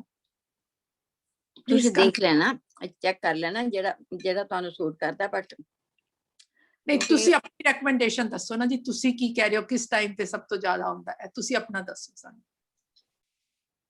ਮੈਂ ਤੇ ਤੁਹਾਨੂੰ ਦੱਸ ਰਹੀ ਹਾਂ 11 ਤੋਂ 1, ਠੀਕ ਹੈ 11 ਤੋਂ ਕਿਉਂਕਿ ਜਿਸ ਵੇਲੇ ਚੰਦ ਜਿਹੜਾ ਨਾ ਬਿਲਕੁਲ ਆਪਣੇ ਪੂਰੇ 11 ਤੋਂ ਹੁੰਦਾ, ਠੀਕ ਹੈ, ਜਦੋਂ ਜੋ ਬਣਦੇ ਹੁੰਦਾ, ਠੀਕ ਹੈ ਜੀ। ਫਿਰ ਵੀ ਦੇਖ ਲੈਣਾ ਤੁਸੀਂ, ਟਾਈਮ ਕਨਫਰਮ ਕਰ ਲੈਣਾ, ਕੋਈ ਗੱਲ ਨਹੀਂ। ਮੈਂ ਤਾਂ ਤੁਹਾਨੂੰ ਇੱਕ ਹਿੰਟ ਦਿੱਤਾ ਕਿ ਇਹ ਦੋਨੋਂ ਰਾਤਾਂ ਜਿਹੜੀਆਂ ਨੇ ਬੜੀਆਂ ਇੰਪੋਰਟੈਂਟ ਨਹੀਂ, ਉਹ ਬੜਾ ਸੋਹਣਾ ਹਿੰਟ ਹੈ ਭੈਣ ਜੀ, ਦੈਟਸ ਅ ਵੈਰੀ ਗੁੱਡ। ਲੇਕਿਨ ਤੁਸੀਂ ਚੈੱਕ ਕਰ ਲੈਣਾ ਕਿ ਕੀ ਠੀਕ ਹੈ, ਠੀਕ ਹੈ, ਠੀਕ ਹੈ, ਥੈਂਕ ਆਂਟੀ ਜਦੋਂ ਹੋਏਗੀ ਜੇ ਸਾਨੂੰ ਤੁਸੀਂ ਦੱਸ ਸਕੋ ਤਾਂ ਬੜੀ ਅੱਛੀ ਗੱਲ। ਮੈਨੂੰ ਨਹੀਂ ਕਦੀ ਪਤਾ ਹੁੰਦਾ ਕਿ ਕਦੋਂ ਹੁੰਦੀ ਹੈ, ਜਾਂ ਜਿਹਨੂੰ ਵੀ ਅੱਛਾ। ਪਤਾ ਹੋਵੇ। ਪਰ ਤੁਹਾਨੂੰ ਪੂਰਨਮਾਸ਼ੀ ਤੇ ਸਾਰਿਆਂ ਨੂੰ ਪਤਾ ਹੁੰਦਾ ਹੈ। ਆਂਟੀ ਮੈਨੂੰ ਨਹੀਂ ਪਤਾ ਹੁੰਦਾ। ਰਿੰਕੂ ਜੀ, ਕੋਈ ਗੱਲ ਨਹੀਂ, ਰਿੰਕੂ ਜੀ ਨਹੀਂ ਅਸੀਂ ਨਾ ਮਾਰਨਿੰਗ ਵਿਚਾਰ ਤੇ ਪਾ ਦਿਆਂਗੇ ਕਿ ਅੱਜ ਮਸਿਆ ਹੈ ਤੇ ਅੱਜ ਪੂਰਨਮਾਸ਼ੀ ਹੈ। ਬਿਲਕੁਲ So ਠੀਕ ਹੈ, that you ਮੋਰਨਿੰਗ can ਵਿਚਾਰ ਤਾਂ ਕਿ ਸਭ ਨੂੰ हाँ। ਪਤਾ ਚੱਲੇ। बिल्कुल बिल्कुल भैन जी, आप No जी सेवा problem, करें। no problem, no good problem. Idea. Yeah. Gurjeet भैन जी, आप जी सेवा ले ली है। ਵਾਹਿਗੁਰੂ ਵਾਹਿਗੁਰੂ। ठीक है। I'll try my best, ਥੋੜਾ ਜਿਹਾ ਜੇ ਮੈਨੂੰ ਮੈਂ ਕੰਟੀਨਿਊ ਕਰ ਸਕੀ ਤੇ ਕਰਾਂਗੀ, ਪਰ ਹੁਣ ਮੈਂ ਕੋਸ਼ਿਸ਼ ਕਰਾਂਗੀ ਕਿਉਂਕਿ ਰਿੰਕੂ ਭੈਣ ਜੀ ਦਾ ਤੇ ਦਰਸ਼ਨ ਮੇਲੇ ਬੜੇ ਇਸ ਤਰ੍ਹਾਂ ਹੀ ਨੇ, so that way we'll be in touch with each other. ਠੀਕ ਹੈ ਜੀ, ਠੀਕ ਹੈ। ਹੋਰ ਕੋਈ ਆ ਸਵਾਲ ਤਾਂ ਹੈ ਨਹੀਂ ਰਹੀ ਤਾਂ ਕੋਈ ਆਂਟੀ, ਆ ਤਾਂ ਨਹੀਂ ਰਹੀ ਮੱਸਿਆ ਜਾਂ ਪੁੰਨਿਆ, ਹਾਲੇ ਆ ਰਹੀ ਹੈ? ਤੁਸੀਂ ਕੈਲੰਡਰ ਹੁੰਦਾ ਤੁਹਾਨੂੰ ਨਾ ਲੋਕਾਂ ਨੂੰ ਜ਼ਿਆਦਾ ਪਤਾ ਹੈ ਮੇਰੇ ਗੁਰਦੁਆਰੇ ਤੋਂ। ਤੋਂ ਕੈਲੰਡਰ ਮਿਲਦਾ ਹੈ, ਤੁਸੀਂ you can see on that full moon ਅਮਾਵਾਸ ਦਾ ਬਣੀ ਹੁੰਦੀ ਹੈ। ਹਾਂ ਬਿਲਕੁਲ ਗੁਰਦੁਆਰੇ ਉਹ ਤੋਂ ਤੁਸੀਂ just ਠੀਕ ਠੀਕ ਹੈ ਜੀ, ਠੀਕ ਹੈ। ਉਹ Calendar- ਫਿਰ ਮੈਨੂੰ calendar ਲੱਗਦਾ ਚ। ਜਿਹੜਾ ਦਰਬਾਰ ਸਾਹਿਬ ਤੋਂ ਹੁੰਦਾ ਉਸ ਹਾਂ। ਤੇ ਵੀ ਹੋਏਗਾ। ਹਾਂਜੀ ਉਸ ਤੇ ਵੀ ਹੋਏਗਾ, ਠੀਕ ਹੈ। ਕੈਲੰਡਰ ਵਿੱਚ ਹੁੰਦਾ। So I that's what I do, just every month you just see when it comes. ਵੈਸੇ ਜੇ ਤੁਸੀਂ ਰਿੰਕੂ ਦੀ ਤੁਸੀਂ ਦਰਬਾਰ ਸਾਹਿਬ ਦਾ ਪ੍ਰੋਗਰਾਮ ਦੇਖਦੇ ਹੋ ਨਾ ਟੀਵੀ ਤੇ ਡਿਸ਼ ਤੇ ਨਾ ਉਹਦੇ ਤੇ ਜਿਸ ਵੇਲੇ ਹੁਕਮਨਾਮਾ ਸਾਹਿਬ ਦੇ ਹੁੰਦਾ, ਉਸ ਤੋਂ ਬਾਅਦ ਆ ਜਾਂਦਾ ਕਿ ਵੀ ਅੱਜ ਦੇ ਜਾਂ ਆਉਣ ਵਾਲੇ ਇੰਪੋਰਟੈਂਟ ਪਿੱਛੇ ਜਾ ਰਿਹਾ ਸੀ ਕਿ ਇਸ ਦਿਨ ਸੰਗਰਾਂਦ ਹੈ, ਇਸ ਦਿਨ ਗੁਰਪੁਰਬ ਹੈ, ਇਸ ਤਰ੍ਹਾਂ ਉਹ ਮੱਸਿਆ ਦਾ ਵੀ ਦੱਸਦੇ ਨੇ ਅਗਰ ਤੁਸੀਂ ਉਹ ਪ੍ਰੋਗਰਾਮ ਦੇਖਦੇ ਹੋ ਤੇ। I don't know, ਤੁਸੀਂ ਉਹ ਪ੍ਰੋਗਰਾਮ ਦੇਖਣ ਦਾ ਤੁਹਾਨੂੰ ਹਾਂਜੀ ਮੈਂ time ਮਿਲਦਾ ਦੇਖਦੀ ਕਿ ਨਹੀਂ ਹਾਂ, ਬਟ ਹਾਂ। ਮੈਨੂੰ ਲੱਗਦਾ ਉਹਨਾਂ ਦੀ ਜਿਹੜੀ ਐਪ ਤੇ ਸ਼ਾਇਦ ਹੋਏਗਾ ਉਹਨਾਂ ਦੀ ਤੇ। ਹਾਂ ਬਿਲਕੁਲ ਹੁੰਦਾ ਹੈ, ਬਟ और ਮਤਲਬ ਕਿ ਉਹ ਤੁਸੀਂ, ਮੈਂ ਕਦੀ ਐਪ ਤੇ ਨਹੀਂ ਦੇਖਿਆ ਇਸ ਕਰਕੇ ਮੈਨੂੰ ਨਹੀਂ ਪਤਾ, ਪਰ ਅਸੀਂ ਡਿਸ਼ ਤੇ ਦੇਖਦੇ ਹਾਂ ਤੇ ਉੱਥੇ ਆ ਜਾਂਦਾ ਹੈ। ਪਰ it's okay, we let you know. ਅਗਰ ਤੁਹਾਡੇ ਕੋਲ ਗੁਰਦੁਆਰਾ ਸਾਹਿਬ ਦਾ ਕੈਲੰਡਰ ਨਹੀਂ ਹੈ ਤੇ ਜੇ ਹੈ ਤੇ ਫਿਰ ਤਾਂ ਬਹੁਤ ਵਧੀਆ ਗੱਲ ਹੈ, ਤੁਸੀਂ ਉੱਥੋਂ ਈਜ਼ੀਲੀ ਦੇਖ ਸਕਦੇ ਹੋ। ਤੁਸੀਂ ਰਿੰਕੂ ਜੀ ਜਦੋਂ ਜਾਓ ਨਾ ਫਰੀਮੌਂਟ ਗੁਰਦੁਆਰਾ ਆਫਿਸ ਜਾ ਕੇ ਉਹਨਾਂ ਨੂੰ ਕਹੋ ਮੈਨੂੰ ਕੈਲੰਡਰ ਦੇ ਦਿਓ। ਜੀ ਠੀਕ ਹੈ ਜੀ, ਆਹੋ। ਉਹਨਾਂ ਕੋਲ ਹੁੰਦੇ ਨੇ ਕੈਲੰਡਰਸ ਉੱਤੇ। ਠੀਕ ਹੈ ਜੀ, ਠੀਕ ਹੈ, ਥੈਂਕ ਯੂ। ਹੋਰ ਸੰਗਤ ਜੀ ਇਹ ਦੱਸੋ ਕਿ ਤੁਹਾਨੂੰ ਮੈਡੀਟੇਸ਼ਨ ਦਾ ਕਿੰਨਾ ਕੁ ਲਾਭ ਹੋਇਆ ਵਾ, ਤੁਸੀਂ ਘਰ ਕਰਦੇ ਹੋ? Calendar देख के आइए। So 24th is Masya, sorry, full moon, and 30th is Masya. It's on the calendar, so you can see that calendar. 24 ਤੇ 30 ਤੇ ਮੱਸਿਆ ਕਿਵੇਂ ਹੋ ਸਕਦੀ ਹੈ ਇੰਨੀ ਜਲਦੀ? 15 दिन होना चाहिए। Let me get the calendar. 15 ਦਿਨ ਤੇ ਹੋਣਗੇ ਤਾਂ ਹੀ ਹੋਏਗੀ ਨਾ। ਸੋ ਐਨੀਵੇ ਐਕਚੁਅਲੀ ਤੁਸੀਂ ਦੇਖ ਸਕਦੇ ਹੋ ਕੈਲੰਡਰ ਵਾਲੀ ਗੱਲ ਬੈਸਟ ਹੈ, ਕਿਉਂਕਿ ਤੁਹਾਨੂੰ ਜਦੋਂ ਵੀ ਤੁਸੀਂ ਦੇਖੋ ਤੁਹਾਨੂੰ ਇੱਕ ਦਿਨ ਪਹਿਲਾਂ ਹੀ ਪਤਾ ਲੱਗ ਜਾਏ ਵੀ ਕਦੋਂ। ਜਾਂ ਫਿਰ ਇਹ ਕਿ ਮਤਲਬ ਕੋਈ ਡਿਊਟੀ ਲੈ ਕੇ ਵੀ ਆਪਣਾ ਜਿਹੜਾ ਡੇਲੀ ਵਿਚਾਰ ਉਹ ਤੇ ਪਾ ਦੇ। ਚਲੋ ਐਨੀਵੇ ਤੁਸੀਂ ਮੈਨੇਜ ਕਰ ਲੈਣਾ। ਅੱਛਾ ਇਹ ਦੱਸੋ ਹੁਣ ਕਿ ਤੁਹਾਨੂੰ ਲਾਭ ਹੋ ਰਿਹਾ ਮੈਡੀਟੇਸ਼ਨ ਦਾ?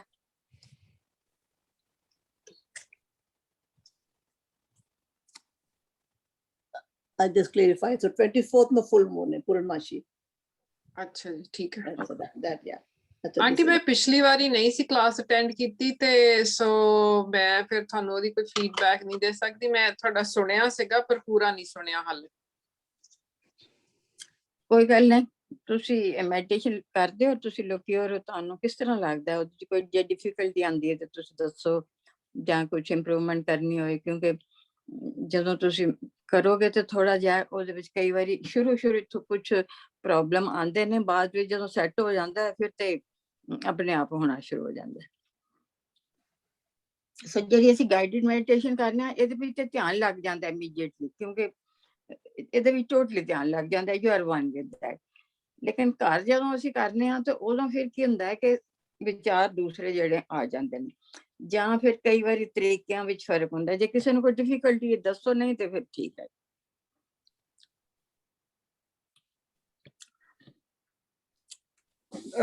ਭੈਣ ਜੀ, ਜੇ ਤੁਸੀਂ ਥੋੜਾ ਜਿਹਾ ਨਾ ਜਿਹੜੇ ਬਾਕੀ ਦੇ ਵਿਚਾਰ ਆ ਕੇ ਕਿਸੇ ਵੇਲੇ ਡਿਸਟਰਬ ਕਰਦੇ ਨੇ, ਤੁਹਾਡਾ ਮਨ ਲੱਗ ਜਾਂਦਾ ਹੈ, ਫਿਰ ਆ ਜਾਂਦੇ ਨੇ, ਫਿਰ ਮਨ ਲੱਗ ਜਾਂਦਾ ਹੈ, ਇਸ ਤਰ੍ਹਾਂ ਥੋੜਾ ਜਿਹਾ ਡਿਸਟਰਬੈਂਸ ਤੇ ਹੈ। ਹਾਂ, ਉਹ ਨਾ ਵਿਜੇ ਜੀ, ਮੈਂ ਤੁਹਾਨੂੰ ਇਹ ਕਿਹਾ ਨਾ ਕਿ ਅਗਲੀ ਵਾਰ ਨੂੰ ਮੈਂ ਟੋਟਲੀ ਮਾਈਂਡ ਇਹਦੇ ਤੇ ਹੀ ਰੱਖ ਰਹੀ ਹਾਂ ਕਿ ਮਨ ਜਿਹੜਾ ਹੈਗਾ ਵੇ ਉਹ ਵਿਚਾਰਾਂ ਵਿੱਚ ਕਿਉਂ ਜਾਂਦਾ ਹੈ, ਉਹਦਾ ਤਰੀਕਾ ਕੀ ਹੈ, ਉਹਨੂੰ ਕਿਵੇਂ ਮੈਂ ਇੱਕ ਪੂਰਾ ਲੈਕਚਰ ਹੀ ਇਹਦੇ ਤੇ ਲੈ ਲਵਾਂਗੀ। ਠੀਕ ਹੈ ਜੀ, ਠੀਕ ਹੈ। ਮਿਹਰਬਾਨੀ ਜੀ, ਬਹੁਤ ਬਹੁਤ ਮਿਹਰਬਾਨੀ। ਤੇ ਵਿੰਕੂ ਦੀਦੀ ਨੂੰ ਪਤਾ ਲੱਗਿਆ ਨਾ ਕਿ 24 ਦਾ ਪੂਰਨਮਾਸ਼ੀ ਹੈ, 24 ਜੂਨ। ਹਾਂਜੀ, ਥੈਂਕ ਯੂ ਜੀ। ਹਾਂਜੀ ਹਾਂ, ਕਿਉਂਕਿ 10 ਦੀ ਮੱਸਿਆ ਸੀ, ਉਹ ਲੰਘ ਗਈ ਹੈ, 10 ਦੀ ਮੱਸਿਆ ਤੇ ਸੀ, right, ਹੁਣ ਜਿਹੜੀ ਹੈਗੀ ਹੈ 24, ਪੂਰਨਮਾਸ਼ੀ 24। ਤੁਸੀਂ ਬੇਸ਼ੱਕ ਨਾ ਕਿਤੇ ਆਪਣੇ ਕੈਲੰਡਰ ਤੇ wherever you feel like note ਕਰ ਲਓ, ਸੋ ਦੈਟ ਕਿ ਵੀ ਤੁਹਾਨੂੰ ਕਦੀ ਨਾ ਵੀ ਮੌਕਾ ਮਿਲੇ ਮਾਰਨਿੰਗ ਵਿਚਾਰ ਦੇਖਣ ਦਾ, ਤੇ ਤੁਹਾਨੂੰ ਯਾਦ ਰਹਿ ਜਾਏ। ਠੀਕ ਹੈ।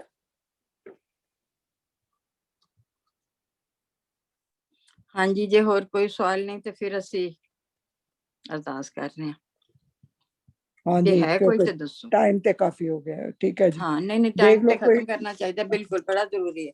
ਜੇ ਕਿਸੇ ਨੂੰ ਕੁਐਸਚਨ ਹੈ ਤੇ ਠੀਕ ਹੈ, ਹਾਂ ਨਹੀਂ ਤੇ ਦੱਸੋ, ਅਰਦਾਸ। ਕਿਉਂਕਿ actually within 1 hour I think I will be finishing every time. ਠੀਕ ਹੈ ਫਿਰ ਡੋਲੀ ਜੀ, ਅੱਛਾ ਜੀ, ਮੈਨੂੰ ਨਹੀਂ ਲੱਗਦਾ ਹੋਰ ਕਿਸੇ ਦਾ ਕੋਈ ਕੁਐਸਚਨ ਹੈ। ਠੀਕ ਹੈ ਜੀ। ਸਤਨਾਮ ਸ਼੍ਰੀ ਵਾਹਿਗੁਰੂ ਸਾਹਿਬ ਜੀ। ਸਤਿ ਸ੍ਰੀ ਅਕਾਲ। ਪੁਰਖ ਜੀ ਦਾ ਧਿਆਨ ਕਰਕੇ ਬੋਲਣਾ ਜੀ। ਵਾਹਿਗੁਰੂ। ਧੰਨ ਧੰਨ ਨਿਰੰਕਾਰ ਸਰੂਪ ਗੁਰੂ ਨਾਨਕ ਦੇਵ ਜੀ ਮਹਾਰਾਜ, ਧੰਨ ਧੰਨ ਗੁਰੂ ਗੋਬਿੰਦ ਸਿੰਘ ਜੀ ਮਹਾਰਾਜ, ਧੰਨ ਧੰਨ ਦਸਾਂ ਪਾਤਸ਼ਾਹਾਂ ਦੇ ਆਤਮਿਕ ਸਰੂਪ ਸ਼੍ਰੀ ਗੁਰੂ ਗ੍ਰੰਥ ਸਾਹਿਬ ਜੀ ਮਹਾਰਾਜ। ਆਪ ਜੀ ਦਾ ਕੋਟਾਨ ਸ਼ੁਕਰਾਨਾ ਸੀ। ਤੁਸੀਂ ਆਪ ਜੀ ਨੇ ਆਪਣੇ ਸਾਰੇ ਬੱਚਿਆਂ ਨੂੰ ਸੰਗਤੀ ਤੌਰ ਤੇ ਇਕੱਠਾ ਕੀਤਾ। ਆਪ ਜੀ ਨੇ ਵਿਚਾਰ ਕਰਵਾਈ, ਆਪ ਜੀ ਨੇ ਸਾਨੂੰ ਯੁਕਤੀਆਂ ਦਸੀਆਂ, ਆਪ ਜੀ ਦੇ ਨਾਲ ਜੁੜਨ ਦੀਆਂ। ਦਾਤਾਰ ਪਿਤਾ ਜੀ, ਆਪ ਜੀ ਦੇ ਹਜ਼ੂਰ ਅਰਦਾਸ ਬੇਨਤੀ ਹੈ, ਸਾਡੀ ਅਗਵਾਈ ਕਰੋ, ਸਾਡੇ ਮਨਾਂ ਦੀ ਅਗਵਾਈ ਕਰੋ, ਸਾਡੀ ਆਤਮਾ ਨੂੰ ਆਪ ਆਪਣੇ ਚਰਨਾ ਕਮਲਾਂ ਨਾਲ ਜੋੜਨ ਦੀ ਯੁਕਤੀ ਬਖਸ਼ੋ ਸੱਚੇ ਪਿਤਾ ਵਾਕਸ਼ਰ ਜੀਓ, ਤਾਂ ਕਿ ਸਾਡਾ ਮਨ ਡੋਲੇ ਨਾ ਤੇ ਥਿਰ ਹੋ ਕੇ ਆਪ ਦੇ ਚਰਨਾਂ ਵਿੱਚ ਲੱਗ ਸਕੇ ਸੱਚੇ ਪਿਤਾ ਵਾਹਿਗੁਰੂ ਜੀਓ। ਆਪ ਜੀ ਦਾ ਕੋਟਾਨ ਸ਼ੁਕਰਾਨਾ ਹੈ। ਅਰਦਾਸ ਬੇਨਤੀ ਹੈ, ਸਾਰੀ ਸੰਗਤ ਦੇ ਸਿਰ ਤੇ ਮੇਲ ਭਰਿਆ ਹੱਥ ਰੱਖੋ, ਸਾਰਿਆਂ ਨੂੰ ਸਿਹਤ ਦਾਨ ਬਖਸ਼ੋ, ਅੰਗ ਸੰਗ ਸਹਾਈ ਹੋਵੋ, ਸਾਰਿਆਂ ਦੇ ਹਿਰਦਿਆਂ ਵਿੱਚ ਆਪਣੀ ਬਾਣੀ ਦਾ ਪਿਆਰ, ਸੰਗਤਾਂ ਦਾ ਪਿਆਰ, ਆਪਣੇ ਚਰਨਾਂ ਕਮਲਾਂ ਦੀ ਪ੍ਰੀਤ ਬਖਸ਼ੋ ਜੀ। ਸਾਰੇ ਸੰਸਾਰ ਵਿੱਚ ਦਾਤਾਰ ਪਿਤਾ ਜੀ ਉਹ ਸੁਖ ਸ਼ਾਂਤੀ ਵਰਤਾਓ, ਕਿਸਾਨ ਪਰਿਵਾਰਾਂ ਦੇ ਅੰਗ ਸੰਗ ਸਹਾਈ ਹੋਵੋ। ਜੇ ਵਿਚਾਰ ਕਰਦੇ ਹੋਏ ਸਾਡੇ ਤੋਂ ਕੋਈ ਗਲਤੀਆਂ ਹੋਈਆਂ ਹੋ ਗਈਆਂ, ਦਾਤਾਰ ਪਿਤਾ ਜੀ ਅਣਜਾਣ ਬੱਚੇ ਸਮਝ ਕੇ ਮਾਫ ਕਰਨਾ, ਅੱਗੇ ਨੂੰ ਸੁਮਤ ਬਖਸ਼ਣੀ।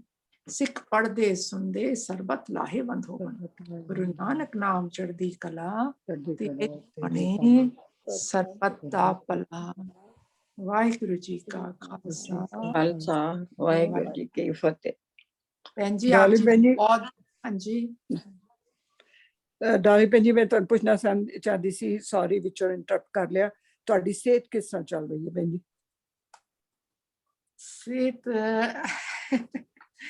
ਸਿਹਤ ਭੈਣ ਜੀ